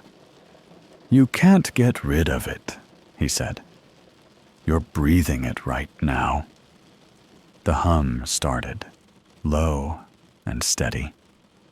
I wasn't sure if it was in the room or in my head. "What did you see?" I asked. "In that place." He closed his eyes for a second, like he was thinking how to explain it. "It's like this," he said finally. "But wrong. Like someone copied reality and saved it as a low-res file. The angles don't add up. The corners don't meet right. And he's everywhere. The geometry breaks." "Who is he?" I asked. He opened his eyes again. "They don't have words there, he said. Just spaces and sounds and presence. He is just how our brains translate it. I didn't like how he said our. So it's not just you seeing it, I said. You saw other people there? He nodded, slow. Sometimes they're stuck like me, he said. Sometimes they blink out, and you know something touched them. He shivered. You were there last night, he added. You were by the wall. My mouth went dry. How do you know that? I asked. He smiled, small and miserable. Because he's proud of you, he said. He kept showing you off. I wanted to leave. Every instinct screamed to get out, run down the stairs, drive away, change my number, burn the Tupperware. But my legs felt heavy. Why did you tell me not to sell anymore? I asked. He shifted for the first time, uncurling his arms from his knees. His fingernails had little half-moons of skin under them, like he'd been scratching something. Because it makes him hungrier, he said. The more people know the way, the more doorways he gets. He looked at his own hands. He likes tasting us, he added quietly. Not in one bite. Little nibbles, piece by piece. I thought about the girl in the car, the guy whose phone was suddenly out of service, the texts from people talking about that room like it was a shared Airbnb. This isn't my fault, I said. I bought this shit because it was supposed to be fake, placebo. I'm not some demon dealer. I didn't sign up for whatever this is. Eli's eyes flicked back to mine. You think intention matters to something that doesn't even have eyes? He asked. The hum got louder. The blankets over the window seemed to pulse, just slightly. I didn't know, I said. It sounded weak, even to me. Do you know now? He asked. I didn't answer. He nodded, like I had. It's funny, he said. You keep saying it's fake, like that word is a shield. Like if you call it fake enough times, it'll stop being real. He shifted his gaze to the wall again. That's why he likes you, he said. You're good at pretending. My skin crawled. What do you want me to do? I asked. He sighed. It's too late for doing, he said. He's already here. I just wanted to look at you before I go. A chill ran down my back. Go where? I asked. He smiled that same small, miserable smile. Whichever side wins, he said. This layout, or his? As he said layout, the room subtly twitched. The corner where two walls met seemed to bend for a second, then snap back. The posters on his walls, the band ones, the movie ones, looked like they'd been pasted on at a slight angle and then corrected, leaving faint double images. Stop, I said. I'm not doing it, he replied. He's excited you're here. He lifted his hand and pointed at me. Watch, he said. I didn't want to, but I couldn't help it. He moved his hand slowly from left to right. As it passed certain spots in the air, his fingers glitched, like a bad frame rate. They'd blur, stretch, then snap back. "See?" he whispered. "Seems." The hum climbed higher. My ears hurt. "I think you should leave," he added, "before he decides to show off." I didn't argue. I got up too fast, made myself dizzy, and grabbed the doorknob. Before I opened it, I looked back. "Eli," I said. "I'm sorry." He shrugged. "Tiny movement." "Be sorrier for them," he said. "Who?" "All the people you gave him a map to," he said simply. I went downstairs, feeling like I was going to puke. His mom met me at the bottom. "Well?" she whispered. I had no idea what to say. He needs sleep," I said lamely. "He's talking a lot about weird stuff. Maybe get him to a doctor? Like an actual psychiatrist?" Her jaw clenched. "You think I haven't tried?" she snapped, then lowered her voice. "They say he's not a danger to himself or others, so they can't force anything. He just sits up there, staring, talking nonsense about walls." She said walls like it tasted bad. "I'm sorry," I repeated. She looked at me for a long time, really looked. "You are sorry," she said. "Not enough to stop, though." I didn't answer. She opened the front door and held it. "Get out of my house," she said. I stepped onto the porch. As the door shut behind me, I heard something from upstairs. A laugh. Not Eli's. Too many tones at once. Like a choir whispering through a fan. Driving home, I kept expecting the roads to warp, for the intersections to loop, for my house to be at the end of every street. They didn't. Everything stayed normal. That almost made it worse, because it meant my brain couldn't just blame it on some new mental illness. The world worked. Cars drove, people walked dogs, sprinklers sputtered in front yards. And under it all, I could feel the hum waiting. By the time I got home, I'd made a decision. I was done.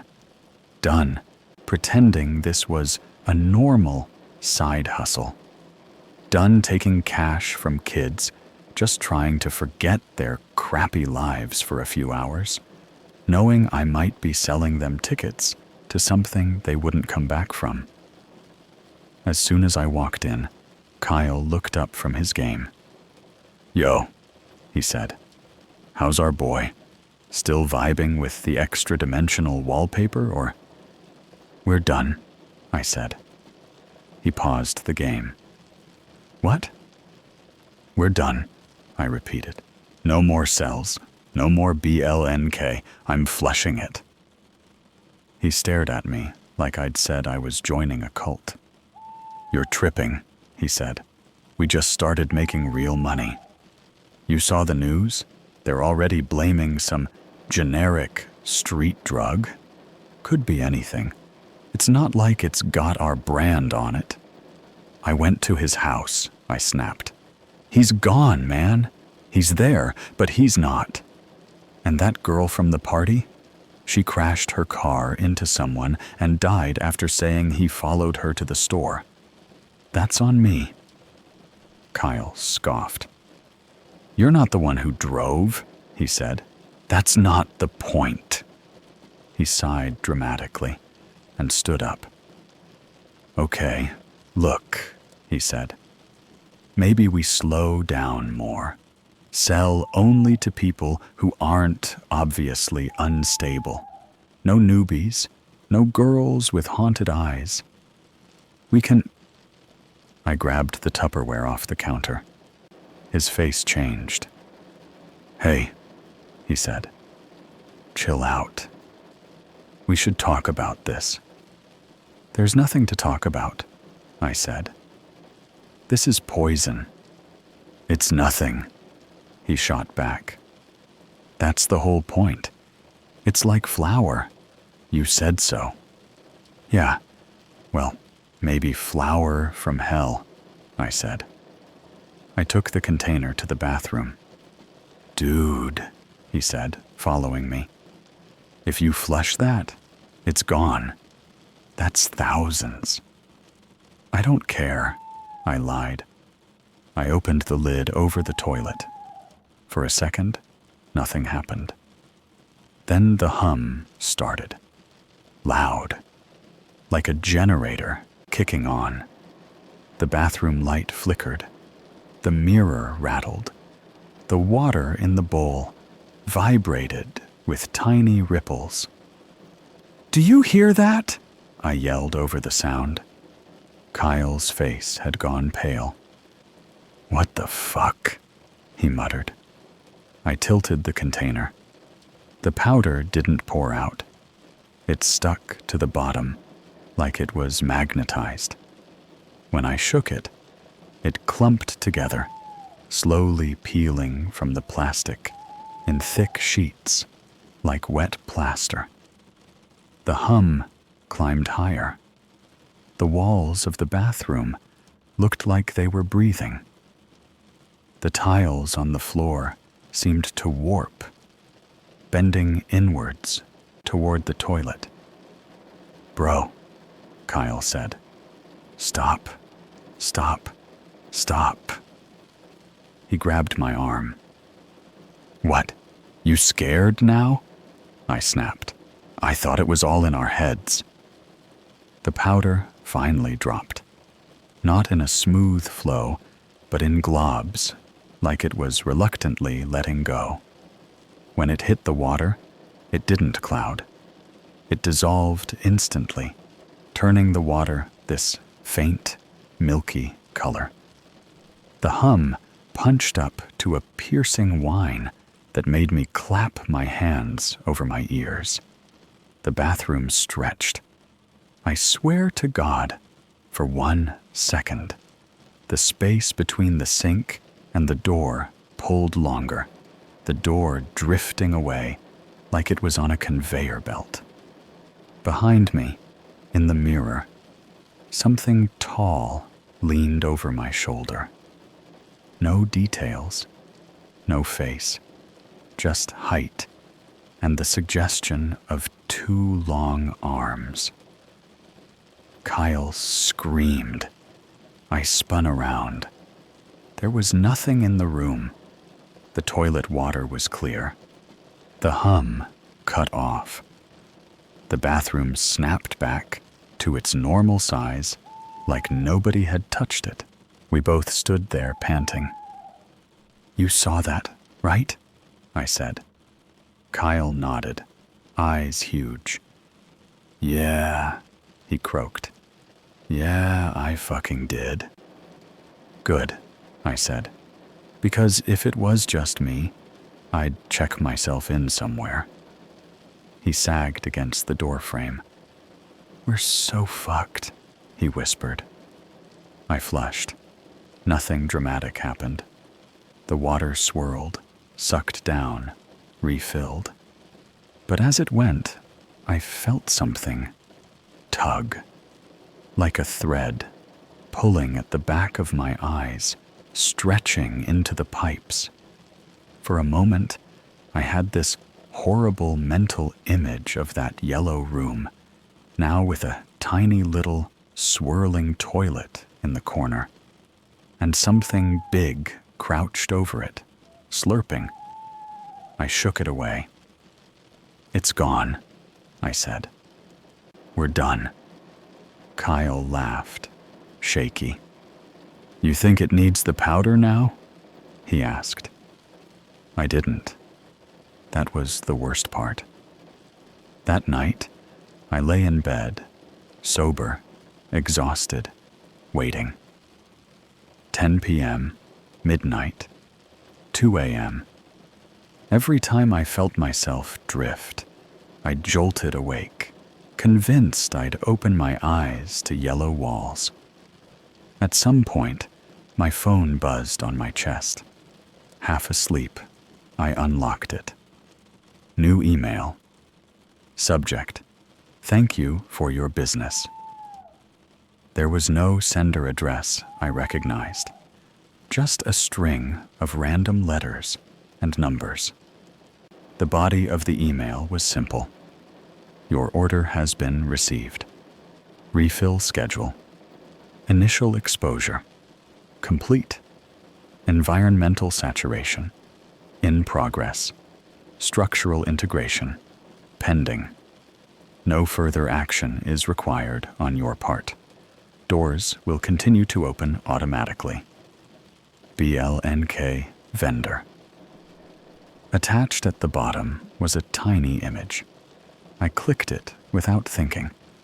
It was a grainy photo of a hallway, yellow walls, stained carpet, buzzing lights.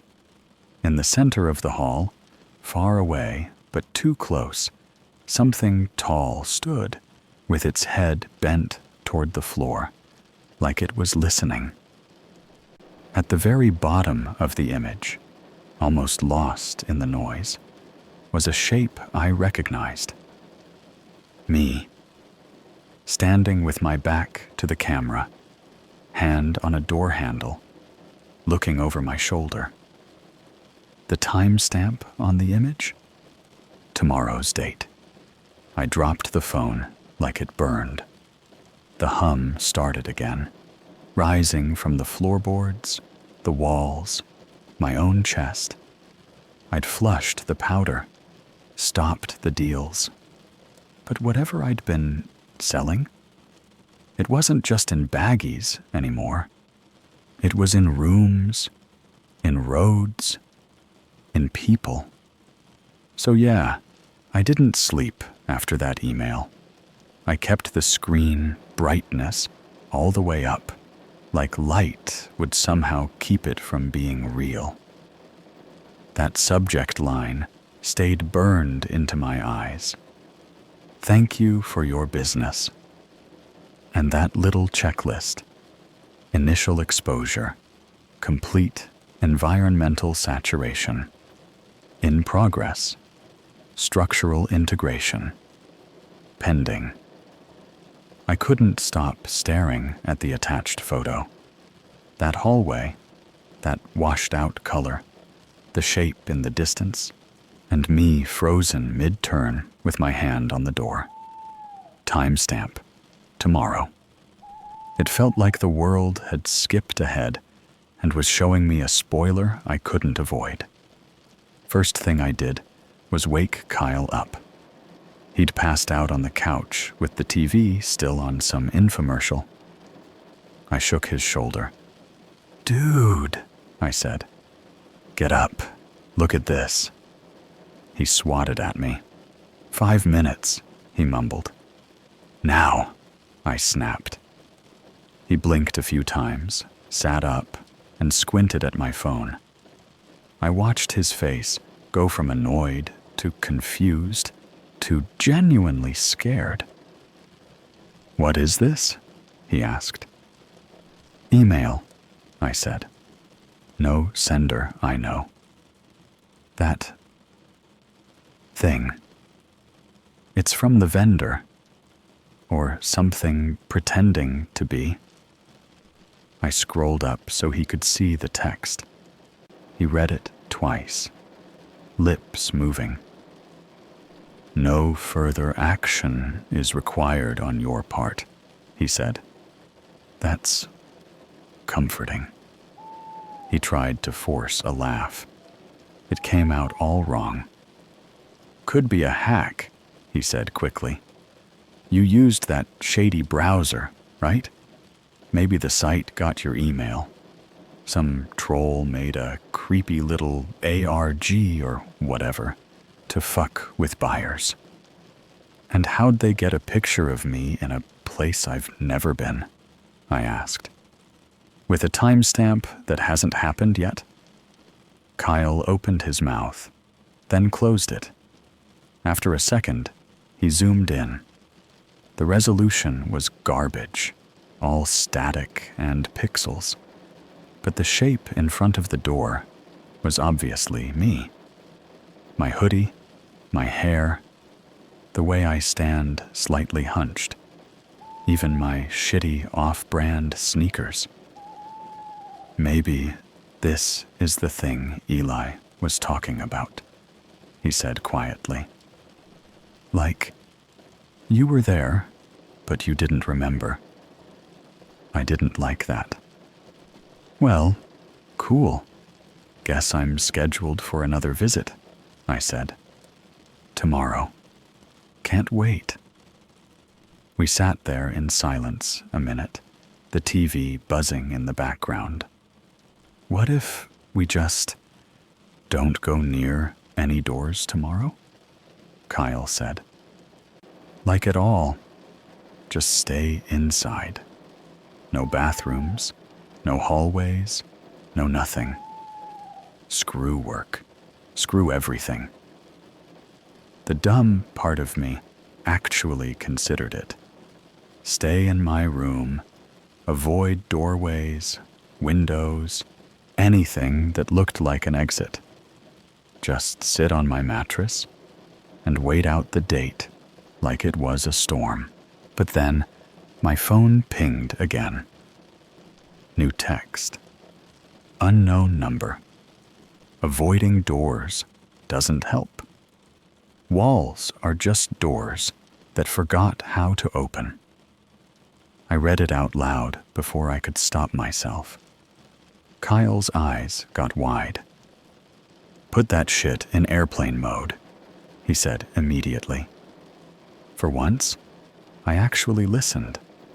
I flipped airplane mode on and dropped the phone onto the couch like it was toxic. We just sat there. The fridge cycled on. The TV kept playing some fake happy couple talking about miracle cleaning spray. The world didn't crack open or anything. It almost felt worse, how normal everything looked. I did end up going to work the next day, not because I wanted to, because my manager called twice and left a voicemail about mandatory shifts and job abandonment. As messed up as everything was, getting fired on top of it would make things even more complicated. Plus, it's not like staying home the day before had helped much.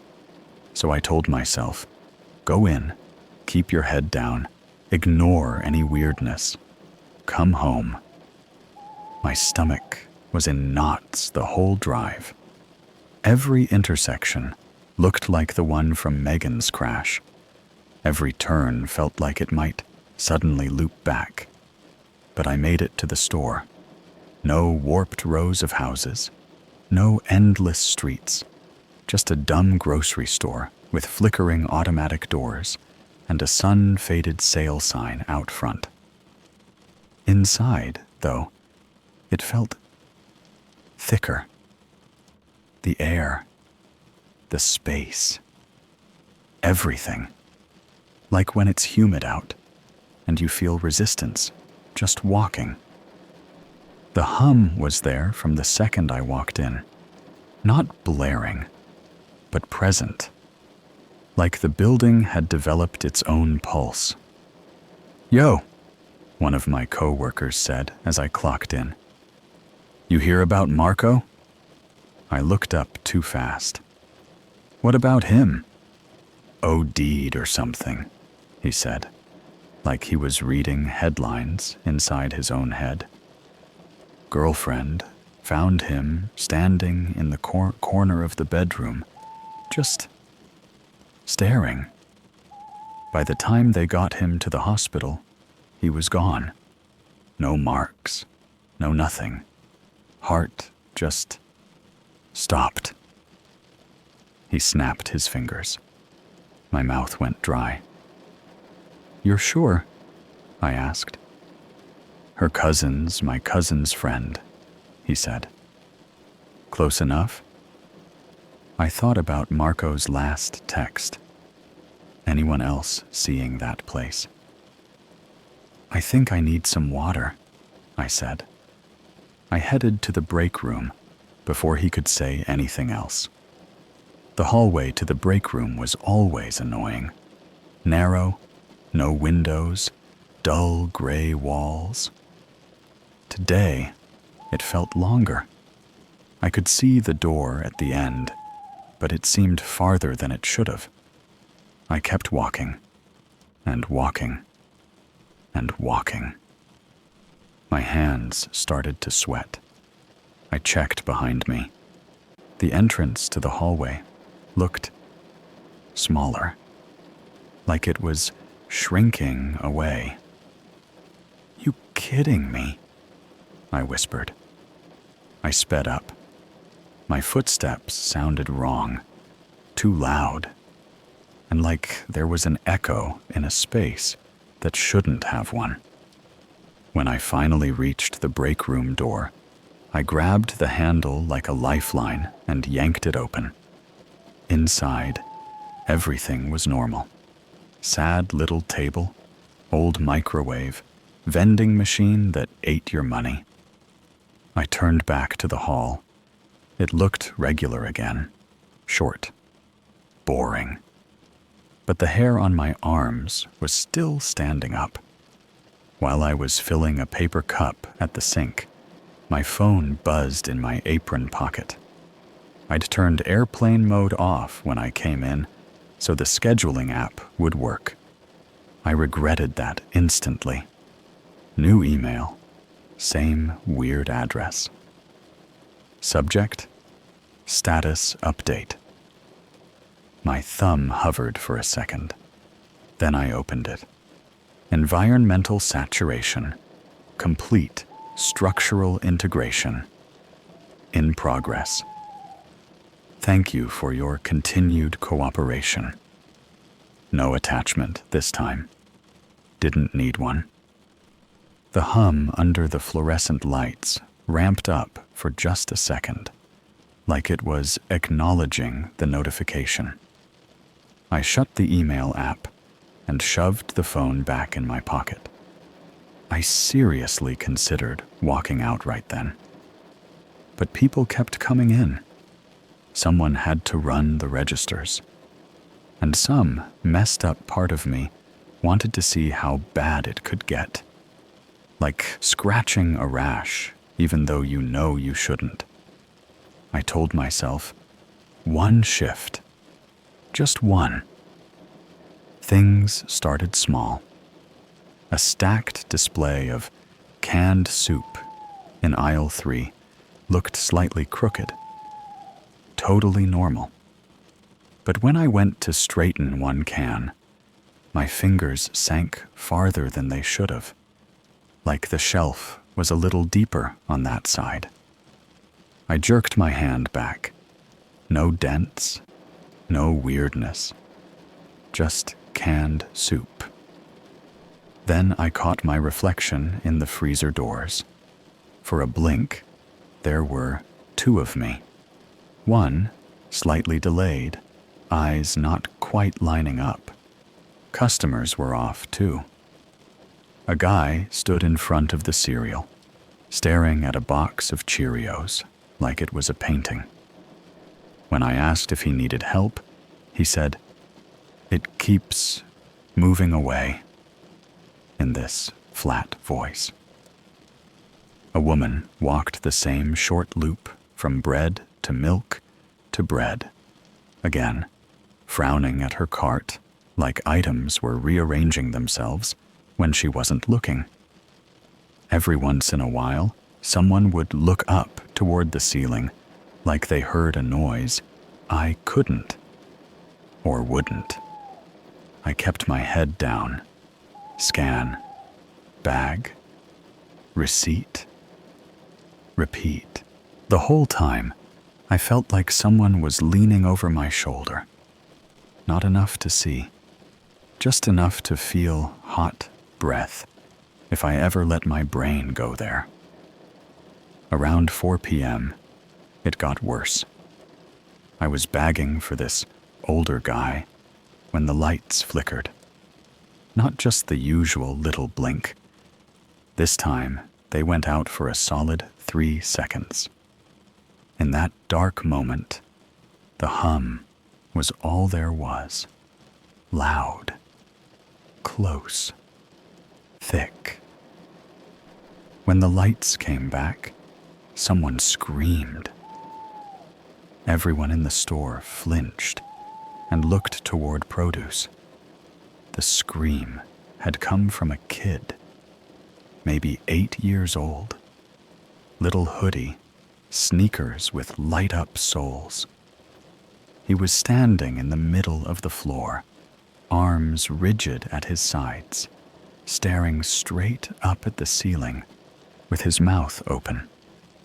His mom was beside him, grabbing his shoulders. "Jason, hey, look at me," she kept saying. He didn't respond. An assistant manager rushed over, trying to calm her down. "He's been doing this," the mom cried. "Anytime the lights flicker or there's a power surge, he just... You're looking, right? Tell me you see it. Tell me you see that thing up there." Her eyes flicked around, wild. All I saw was ceiling tiles and ugly light fixtures. And something else, for just a second. A long, long arm, or maybe a shadow of one, slid across one tile and vanished. The kid's pupils were blown wide. His lips were trembling. "Don't let it make the walls into stairs," he whispered. It was such a weird sentence that my brain latched on. "What did you say, buddy?" the assistant manager asked. The kid blinked a few times, like he'd just come back from somewhere. He looked around. "What?" he said, confused. "Why's everyone staring at me?" His mom collapsed against him, hugging so tight he squeaked. People started whispering. Someone said, "Power's been doing that all over town," and must have freaked him out. No one said the obvious part. We didn't have a power outage. The registers were still on. The fridges didn't cycle down. The only thing that cut out was the light. Like something had put its hand over the building for a second.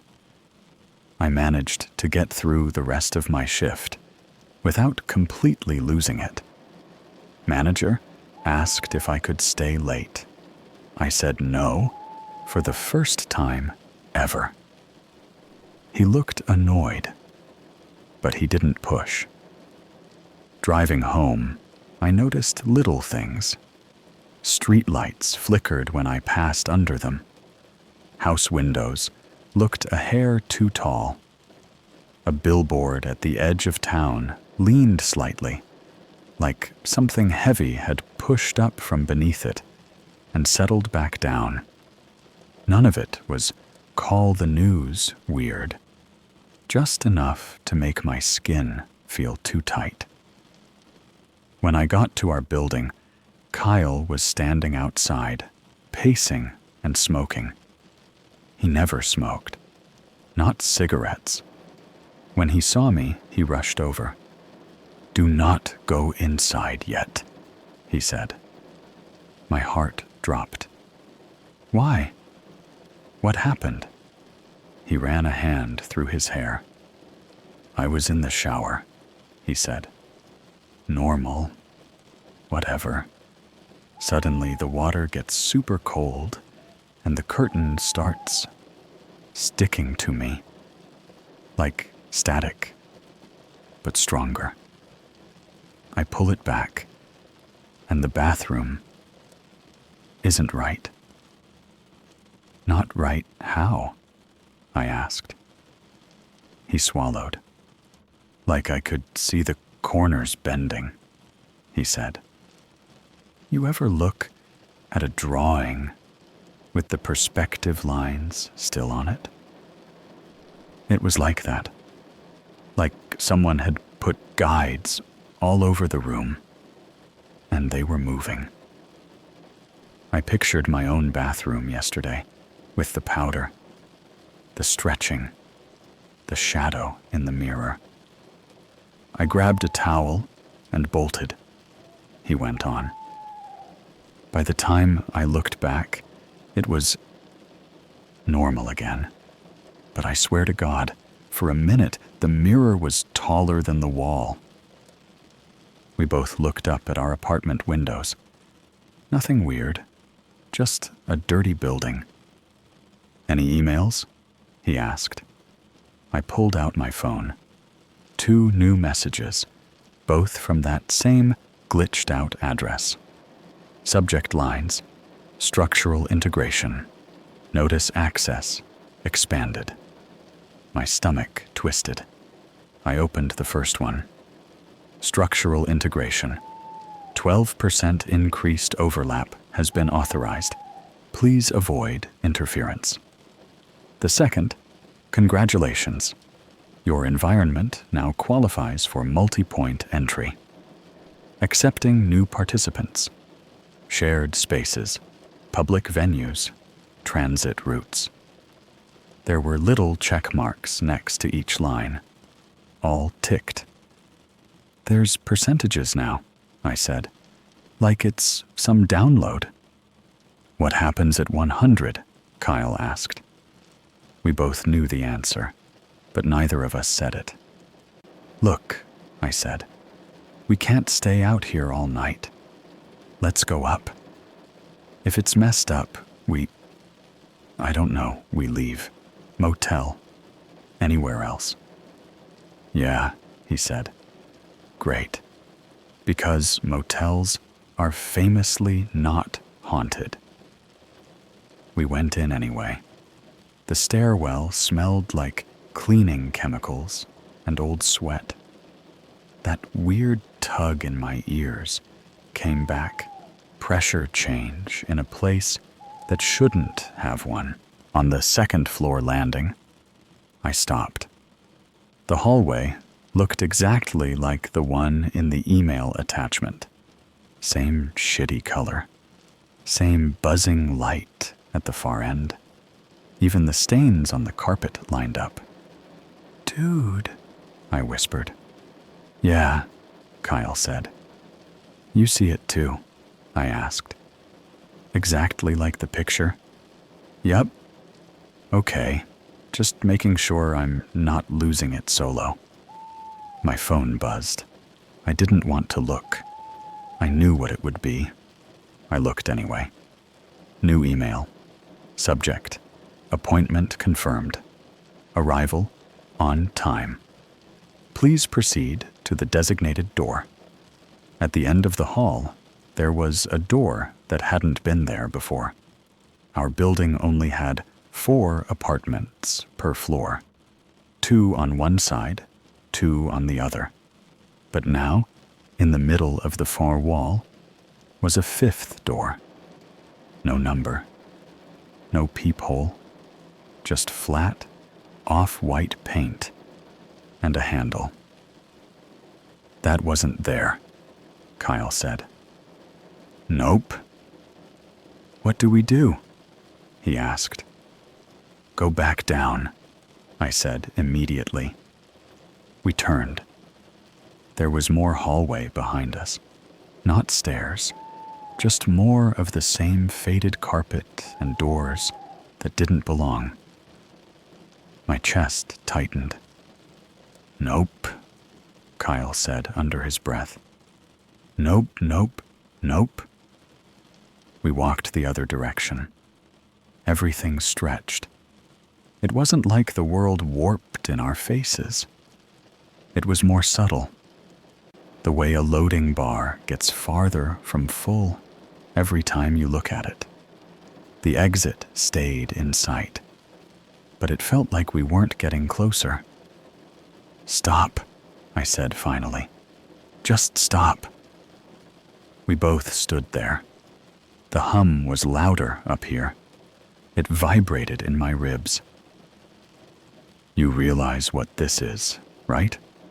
Kyle said. "It's that hallway. From the picture. You at the door? That's now." He was right. If I kept refusing to walk to it, I'd just stay here, trapped in an in-between that stretched forever.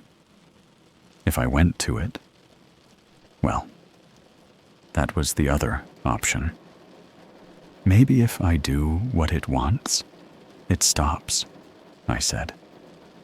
"Maybe this is some scripted event, like a cutscene." Kyle laughed, high and thin.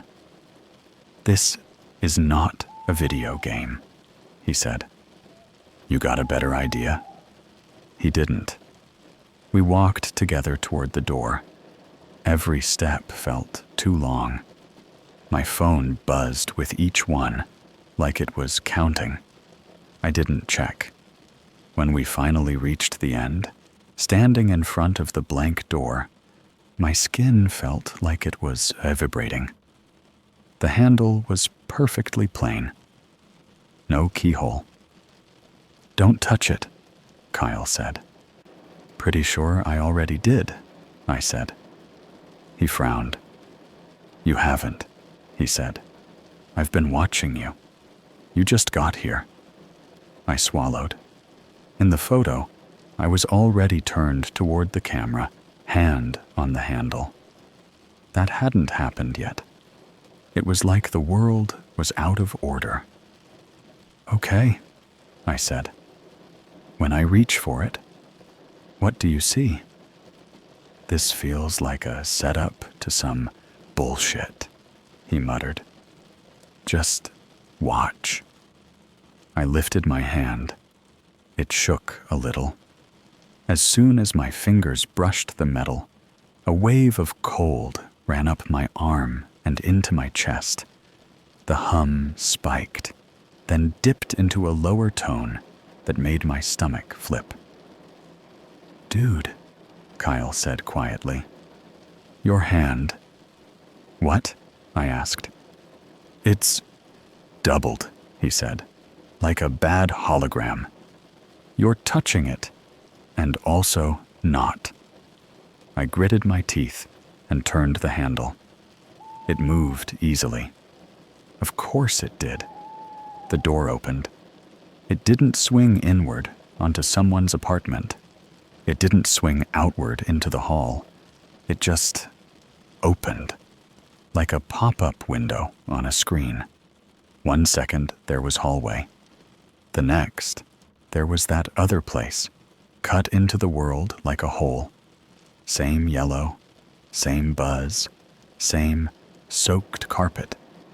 The air that pushed out smelled like it had been trapped in a sealed room for years. Stale. Rotting. I grabbed the frame to steady myself.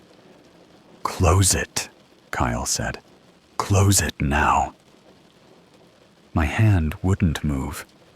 It felt like there were fingers on the inside, holding it open, not letting me push back. "Help me," I grunted. Kyle grabbed the side and tugged. From the other side, something tugged harder. For a second, my vision doubled. I saw both hallways at once, our building and the endless, wrong-angled space beyond, layered over each other. Doors on top of doors, corners that didn't meet right. Shapes moved in the distance. not clear ones. Smears, like someone had tried to erase people from a photo. "You keep opening," a voice said. Not out loud. In my head. In the walls. In the sound. "You keep opening. You keep opening." "I'm done," I said through my teeth. "I'm closing." The hum laughed. Under my hands, the doorknob pulsed, like I was holding a live heart. For a brief second, something cold and rubbery touched my fingers from the other side. I almost lost my grip. Kyle yelled something, maybe my name, maybe just panic, and yanked with everything he had. The door slammed. Not just in front of us. All of them. Every door in the stretched hallway banged shut at once, like a shotgun blast in a metal tunnel. Lights blew out. We were in the dark. No hum. No buzz. Just our breathing. A few seconds later, the emergency lights flicked on. Faint red glow. The hallway was back to normal. 4 doors, stairs at the end. No extra door, no wrong color. "Did that just happen?" Kyle panted. I pressed my back to the wall. It felt solid, rough, real. My phone vibrated. We both flinched. I checked. New email. Structural integration. 39% manual interference detected. Please refrain from closing active connections. "My bad," I muttered. "Tell it to go fuck itself," Kyle said. We half laughed, half sobbed at that. Then we went into our apartment like nothing was wrong, because what else were we supposed to do? Sleep on the stairs? Inside, everything looked exactly as we'd left it. Same pile of dishes in the sink. Same game paused on the TV. Same faint trash smell. But the layout felt thinner, like there was less between this place and the other now. We did the only thing we could think of. We moved all the furniture. Every couch, chair, dresser, everything got shoved in front of doors and walls that felt worse. The bathroom door, the closet, the little access panel for the fuse box. We pushed the fridge a few inches, just so it wasn't flush with the wall anymore. Kyle taped masking tape in big X's over the mirrors. "Dude, this isn't going to do anything," I said. "You have a better plan?" he asked. I didn't. Around midnight, the building lost power. No storm, no warning. Just TV off, lights out, fridge silent. The hum didn't stop with the electricity. It got louder. I sat on the floor with a flashlight, phone in my lap, watching the battery tick down. Every time it got quiet, a small part of me hoped the emails had stopped. They didn't. One after another, every few minutes. Shared spaces, expanded transit routes, active public venues, stable. Outside, sirens wailed faintly. Our building creaked like it was breathing. At some point, I dozed off with my back against the couch. I woke up to Kyle shaking me. "Get up," he hissed. My neck hurt. My legs were pins and needles. "What?" I groaned. He pointed at the wall. There was a door there, just in the middle of the living room wall. No frame, no hinges, just an outline, the shape of a door pressed out from the plaster from behind, like something was pushing its way through. We both watched it. The outline deepened. Paint cracked. Drywall popped faintly as it bulged. My phone vibrated again. New access point created. Living area. Congratulations on your upgrade. I'm gonna throw up, Kyle said. The doorknob pushed outward from the flat surface, slowly, like a bubble forming. I scrambled to my feet. Get the shoebox, I said. The what? He asked. The money, I said. If this goes full haunted mansion, I'm not leaving cash behind. It was a stupid, human thing to say. I needed a stupid, human thing. He grabbed the shoebox from the closet, while I stared at the forming door. The closer it got to complete, the worse the hum got. It was like a migraine in sound form. I felt it behind my eyes and in my teeth. Let's go, I said. Go where? Kyle asked. Anywhere that's not here. We didn't bother with the new door. We headed for the actual front door, the one that led to the hallway. The knob turned. Before we could touch it, the door swung inward, not onto the apartment hallway, onto that yellow place. Not far away this time, right there, close. The smell hit first. Damp, old, wrong. Like a flooded basement that had never dried. My knees almost buckled. Beyond the threshold, the space stretched out, impossible and quiet. No distant chatter. No footsteps. Just that ever-present buzzing.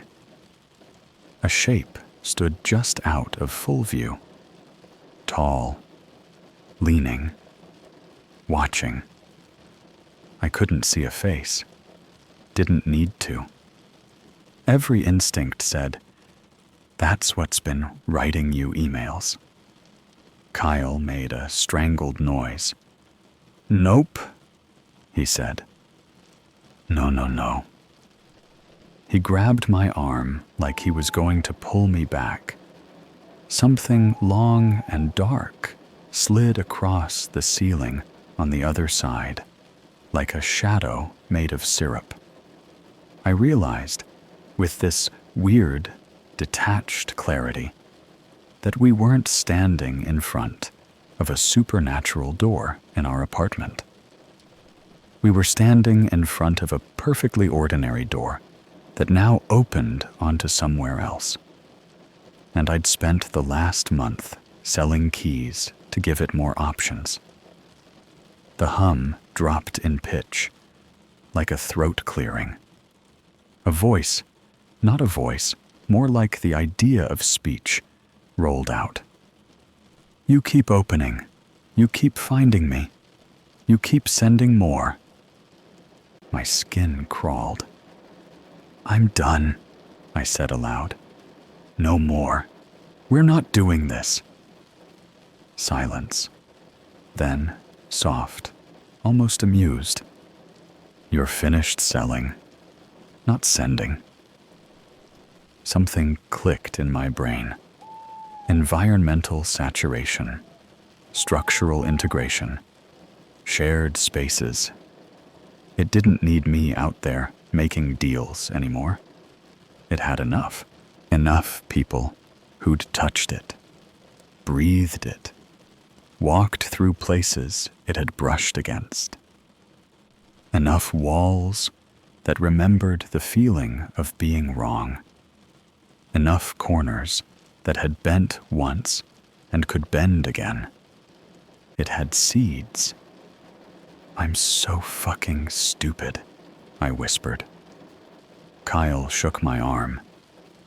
"We could run," he said. "Down the stairs, out the building, city bus, just go." "This thing is in transit routes, I said. "You think the bus is safer? You want to be trapped in a metal tube while the road decides to loop for fun?" He didn't answer. The shape beyond the door tilted its head. "You asked what happens at 100, it said. "You will find out together." My phone buzzed one more time. Structural integration, 61%. The number made my stomach drop more than anything, because it looked so manageable, like a progress bar that was definitely going to finish loading sooner or later, whether I stared at it or not. Something moved behind us. We both turned. The new door in the living room wall had fully pushed through. Knob, hinges, everything. There was no frame, no gap. Just a door sitting flush against painted concrete like someone had laid it on top. The knob turned. I realized suddenly how bad this could get. This wasn't just our apartment. If our walls could grow doors, any walls could. Houses, schools, hospitals, subways, public venues, transit routes, shared spaces.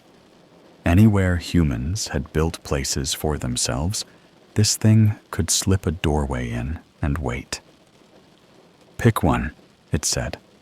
Not kindly, not patient, just stating terms. Front door to somewhere else, new door to somewhere worse. Or stay and let it finish sinking up until there wasn't even a difference. Kyle looked at me. "You got us into this," he said. Not accusing, just fact. "I know," I said. My hand shook around the shoebox. He grabbed it. "If we're gonna be terrified," he said, trying for a joke, "might as well be terrified with a little cash in our pocket." I kind of wanted to punch him and hug him at the same time. The hum rolled through the room, thick enough to lean on. Outside, through the window, the city lights flickered. One block went dark completely. Phones started lighting up all over town. I could see it in my head. Emails popping in, progress bars ticking up. This wasn't a haunted apartment. It was a system update. We stood between two doors, like idiots at the worst choose your own adventure ever. Front door, open, that yellow place breathing on the other side. New door in the wall, still closed, but not for long. The knob twitched on its own every few seconds, like someone on the other side was testing how attached it was. Kyle clutched the shoebox so hard the cardboard bowed. "Just tell me what to do," he said, "because my brain is stuck on scream and cry in a loop." I wanted to say, "We don't go through either. We wait it out." But there was literally nowhere to wait. Everything in the room was starting to look like it wanted to be somewhere else. Corners weren't lining up right. Out of the side of my eye, the couch seemed farther from the wall than it should be. Blinked, and it snapped back. My phone buzzed in my pocket again. I didn't even have to look to know what it was. Progress. Structural integration. 68%. Feels like one of those loading bars that jumps from 60 to 100 in 1 second, Kyle muttered. I realized the options weren't really door A and door B. It was go toward the thing that's already here, or pretend it's not, and let it eat us in pieces. Running out of the building wouldn't do anything. Crawl into a different box, same system. BL and Keys wasn't local anymore. We were inside its coverage zone. I took a breath that felt too thick. Front door, I said finally. At least we know what's on the other side. In the wall? That's like a patch note we never read. Kyle stared at the open doorway. You really want to walk in there? He asked. No, I said. But waiting out here while the walls install DLC sounds worse. He huffed out this broken laugh. Okay, Mr. Lore, he said. Lead the way. We stepped up to the threshold. Crossing it felt like stepping off a curb you didn't know was there. That half-second stomach drop. Then we were in. And it was like someone had turned the saturation down on the world. It looked exactly like my dreams. That same stretched office looking nowhere. Beige walls that wanted to be yellow. Stained carpet that squished under your shoes like it was never fully dry. Rectangles of light overhead, humming like a hive. But being there awake was worse. Dream brain has filters. Wakes you up when things get too bad. This didn't. The air was heavy. Every breath felt like inhaling the inside of a vacuum bag. Don't go too far from the door, Kyle said automatically. I glanced back. The doorway into our apartment was still there, hovering in the middle of a wall like a projector screen, frozen on a frame. Beyond it, I could see our living room. Same couch, same glowing TV, same new door in the wall that was now just flat paint again. We'd left that behind. You think we can just step back through? I asked. Let's hope, he said. We both looked away. The space stretched in every direction. It wasn't an endless hallway.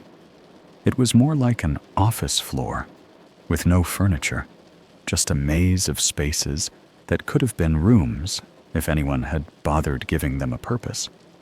No doors, no windows, just cutouts of walls that didn't line up the way they should. We walked. The weird thing was, the more we moved, the less tired my legs felt. Not because it was easy, because my body stopped caring. Like the place didn't want me aware of my own weight. I checked my phone as we walked. No signal. Of course, no Wi-Fi. Battery, 23%. Still getting emails, though. Shared space. Access, active concurrent users. 147 concurrent users, I read aloud. Like, this is a fucking server. Kyle looked around. So where is everybody? He asked. We got the answer a few corners later. He was standing facing a wall. At first, I thought it was just a shadow, like the way your brain fills in shapes. Then we got closer, and I recognized the hoodie. Eli. Same clothes from his room, same posture. Hugging his knees, only now he was upright somehow, like the pose had been stretched into standing. He stared at the corner, like it was a TV playing something only he could see. Eli, I said. Nothing. I stepped closer. His skin looked washed out, like someone had faded the color layer. The edges of his outline were blurry, the way stuff looks in a laggy video call. Dude, I said, louder. Hey, we're here. His eyes slid sideways, slow and disjointed, like a puppet someone didn't know how to operate. They met mine. I wish they hadn't.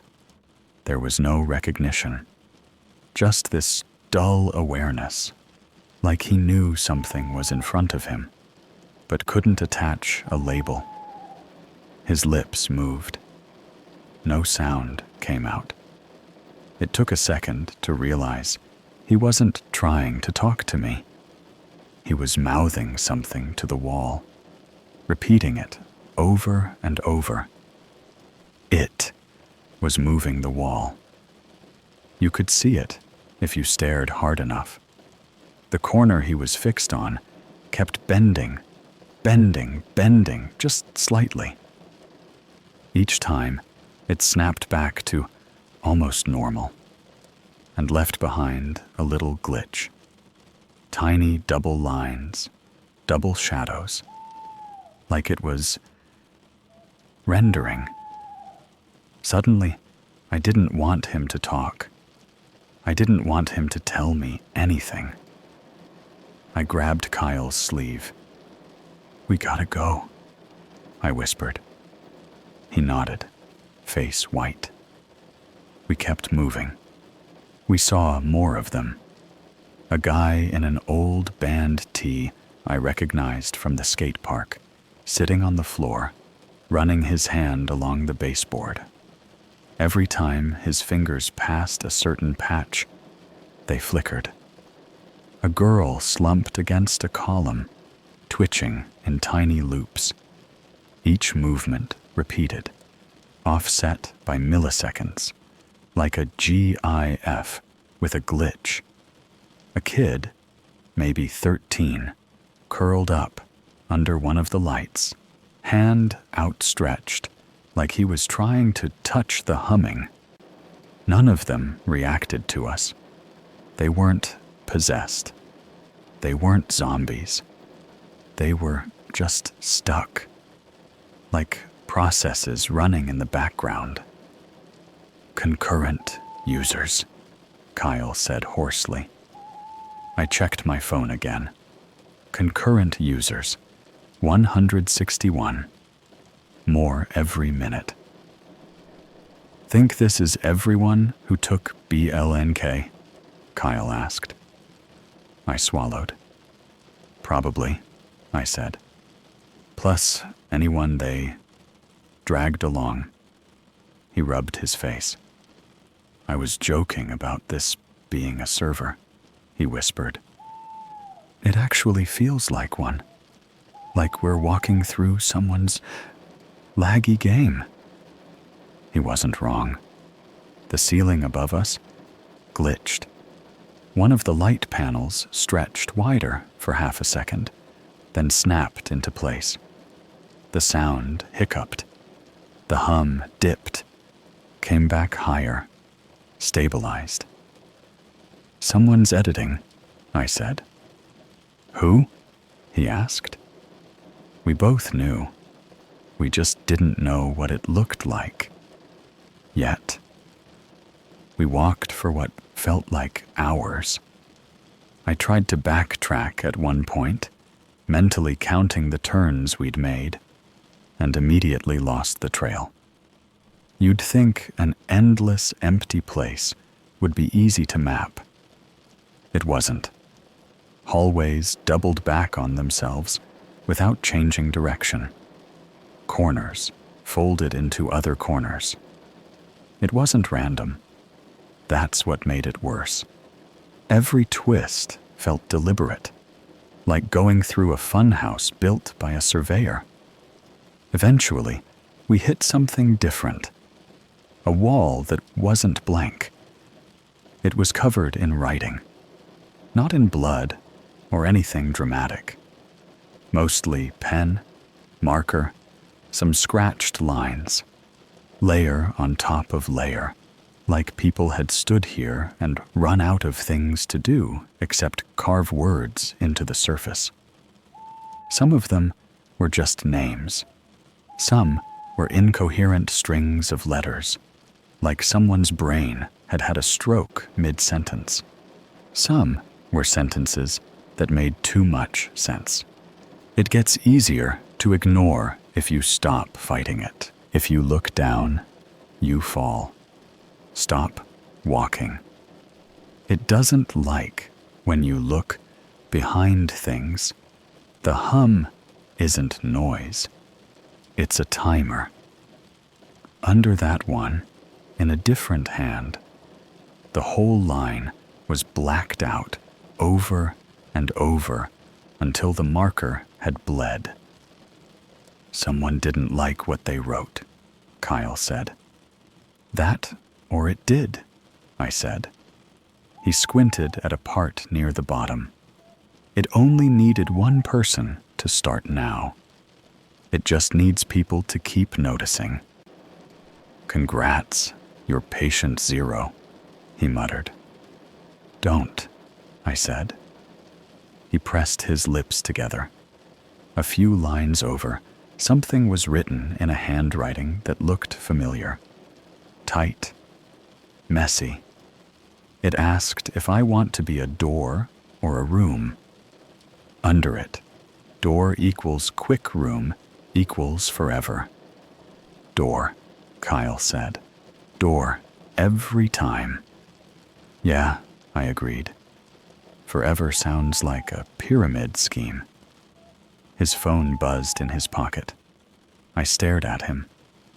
You got a signal? He pulled it out with shaky hands. Screen, no service, no bars, no Wi-Fi. Notification, email, same sender. He opened it. I leaned in. New participation level unlocked. Observer. Thank you for your help in onboarding new structures. New structures, I repeated. What, like our apartment?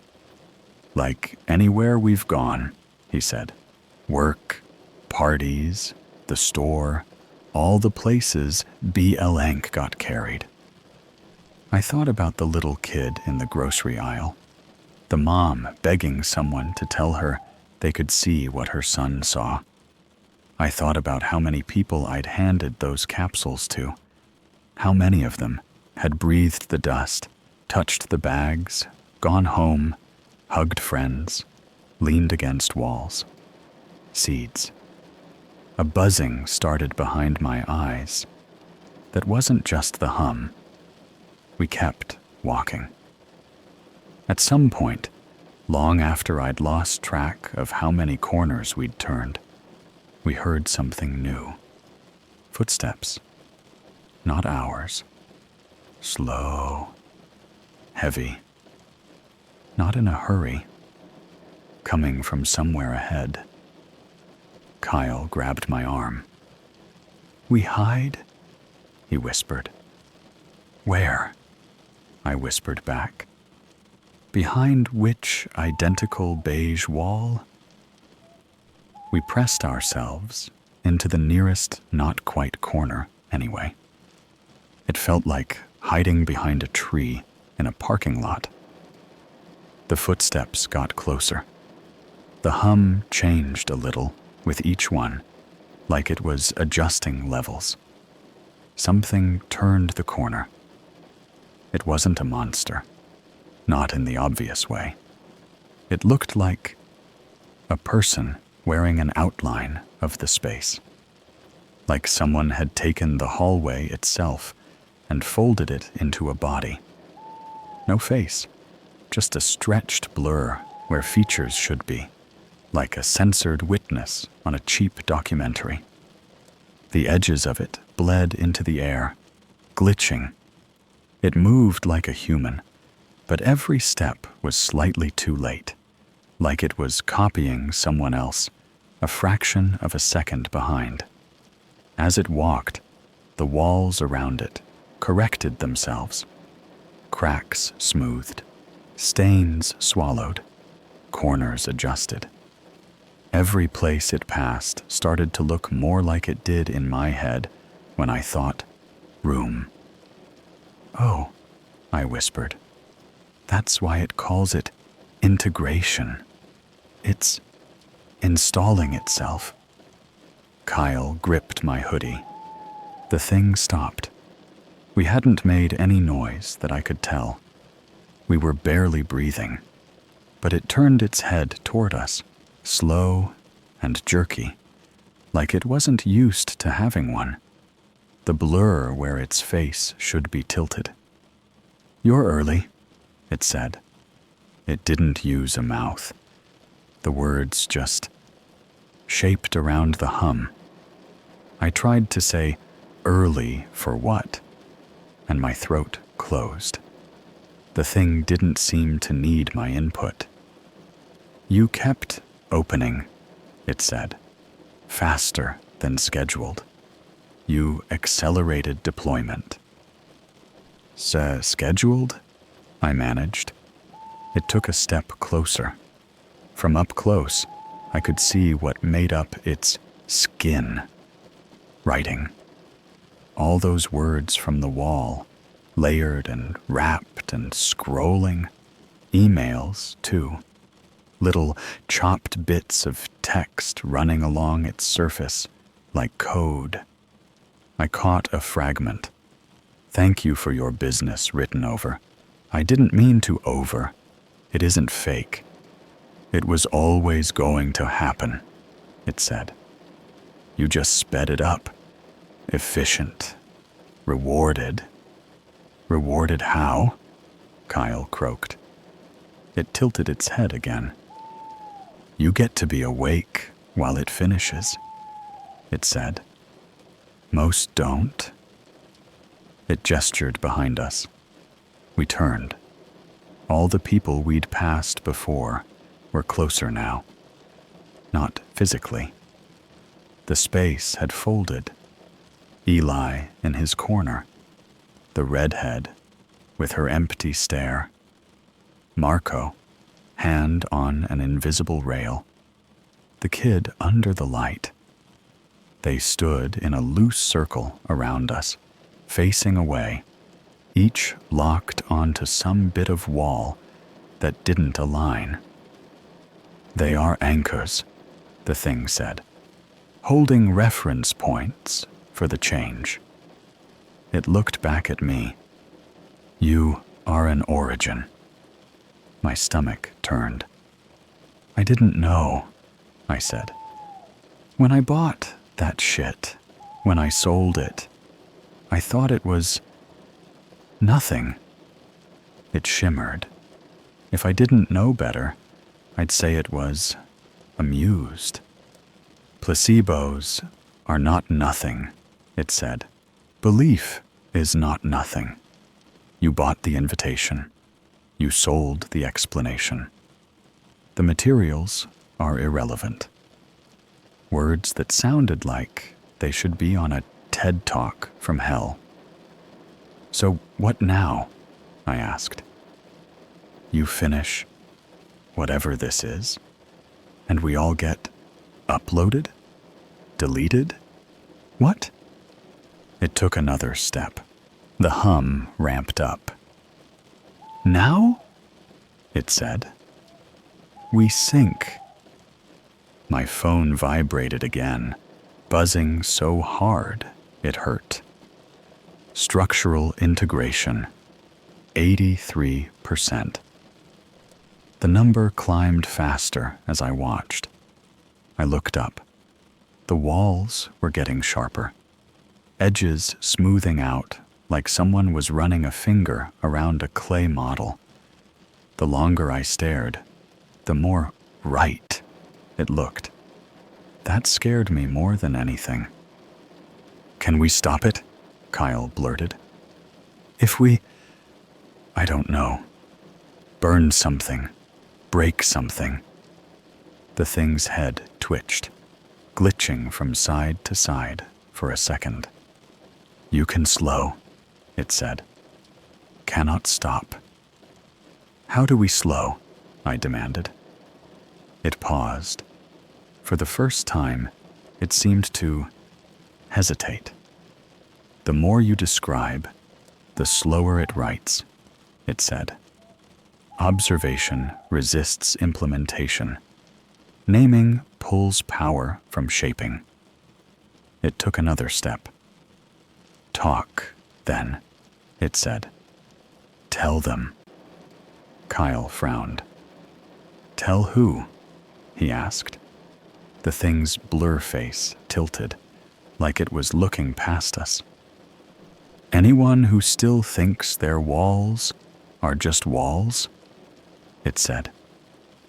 My phone buzzed one more time.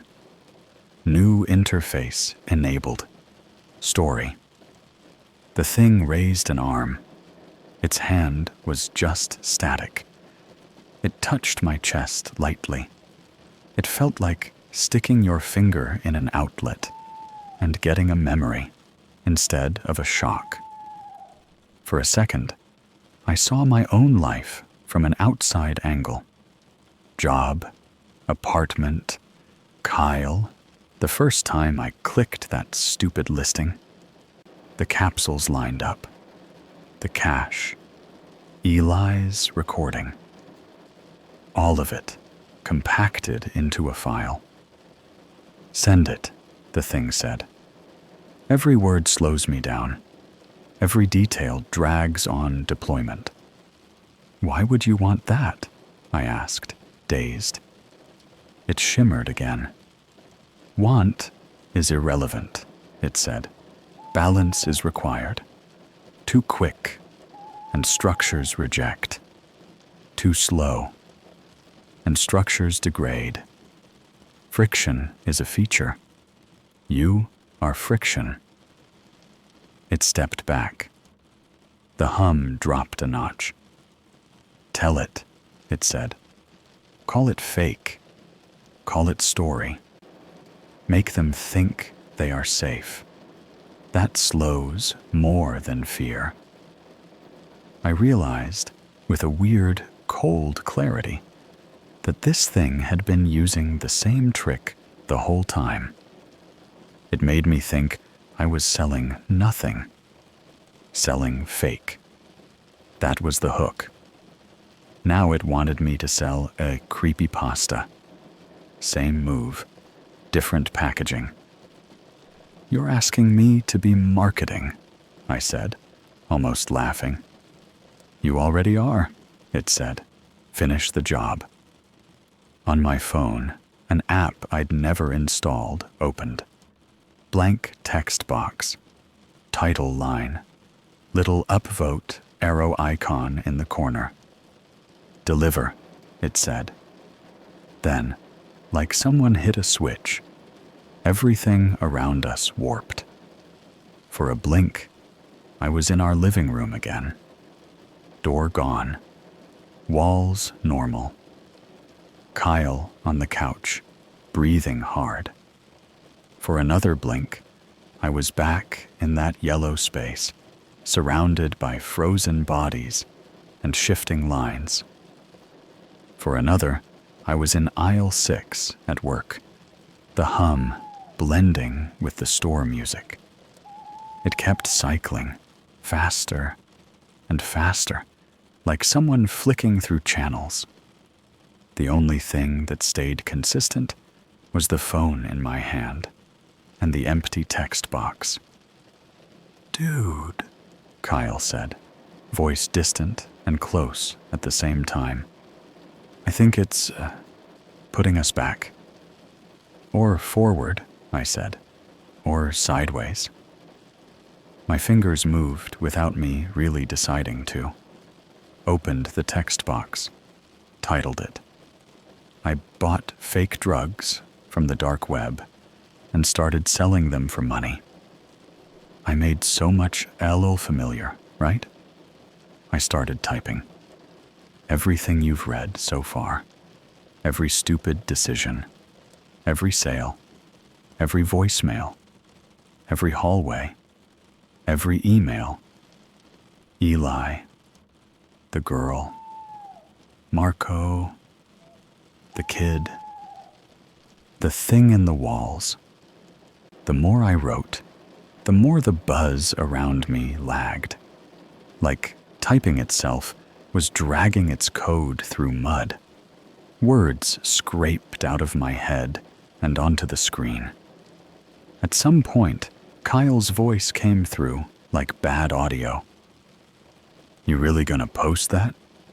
he asked. "Apparently," I said.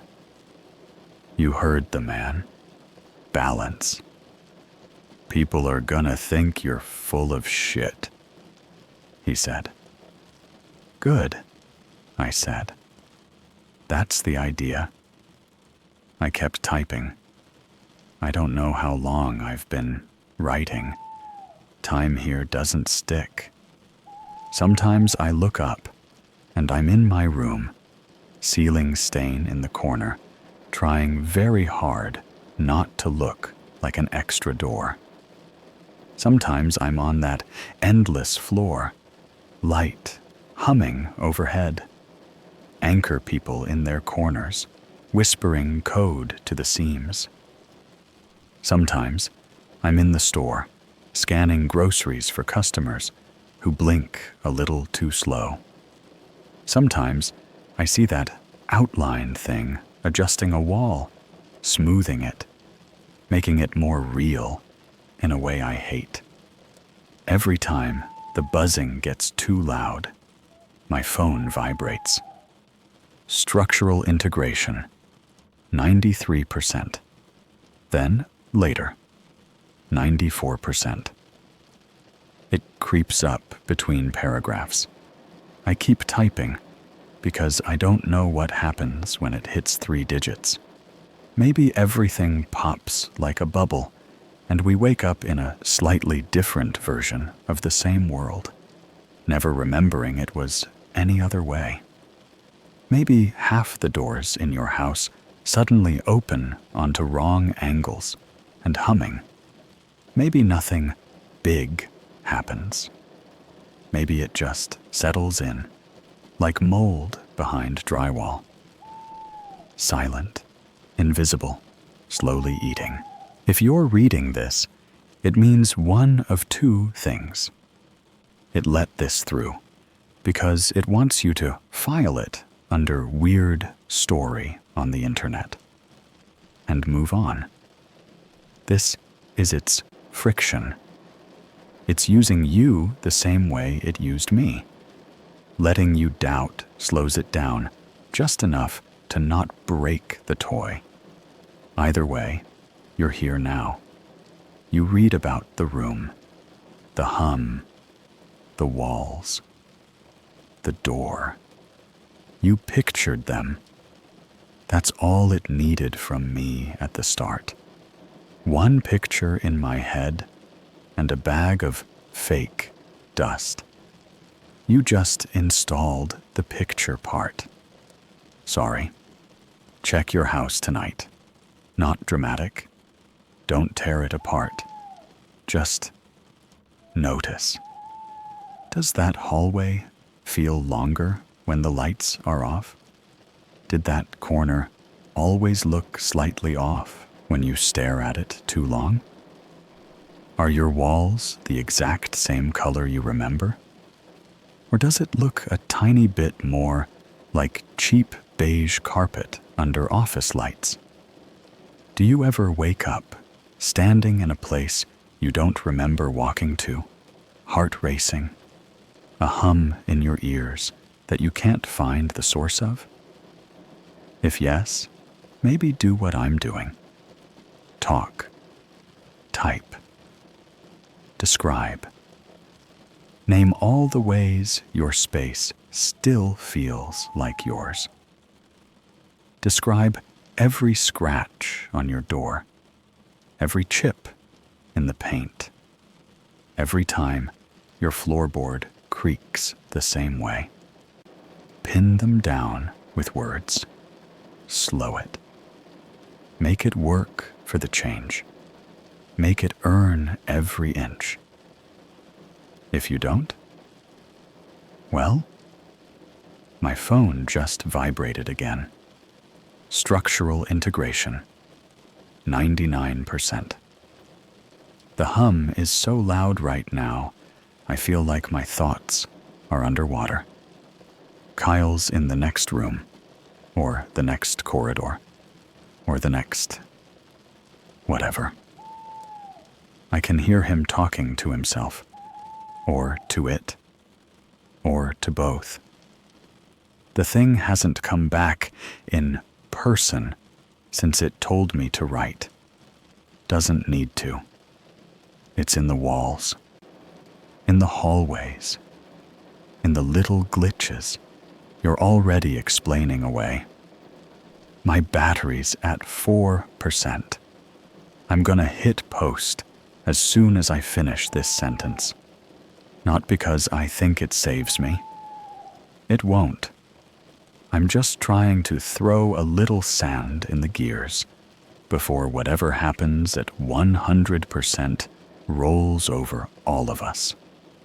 So if you made it this far and you think this is just some bullshit Reddit story someone made up for karma, good. Laugh. Call me insane. Type fake in the comments. That's exactly what it wants you to do. It slows him down.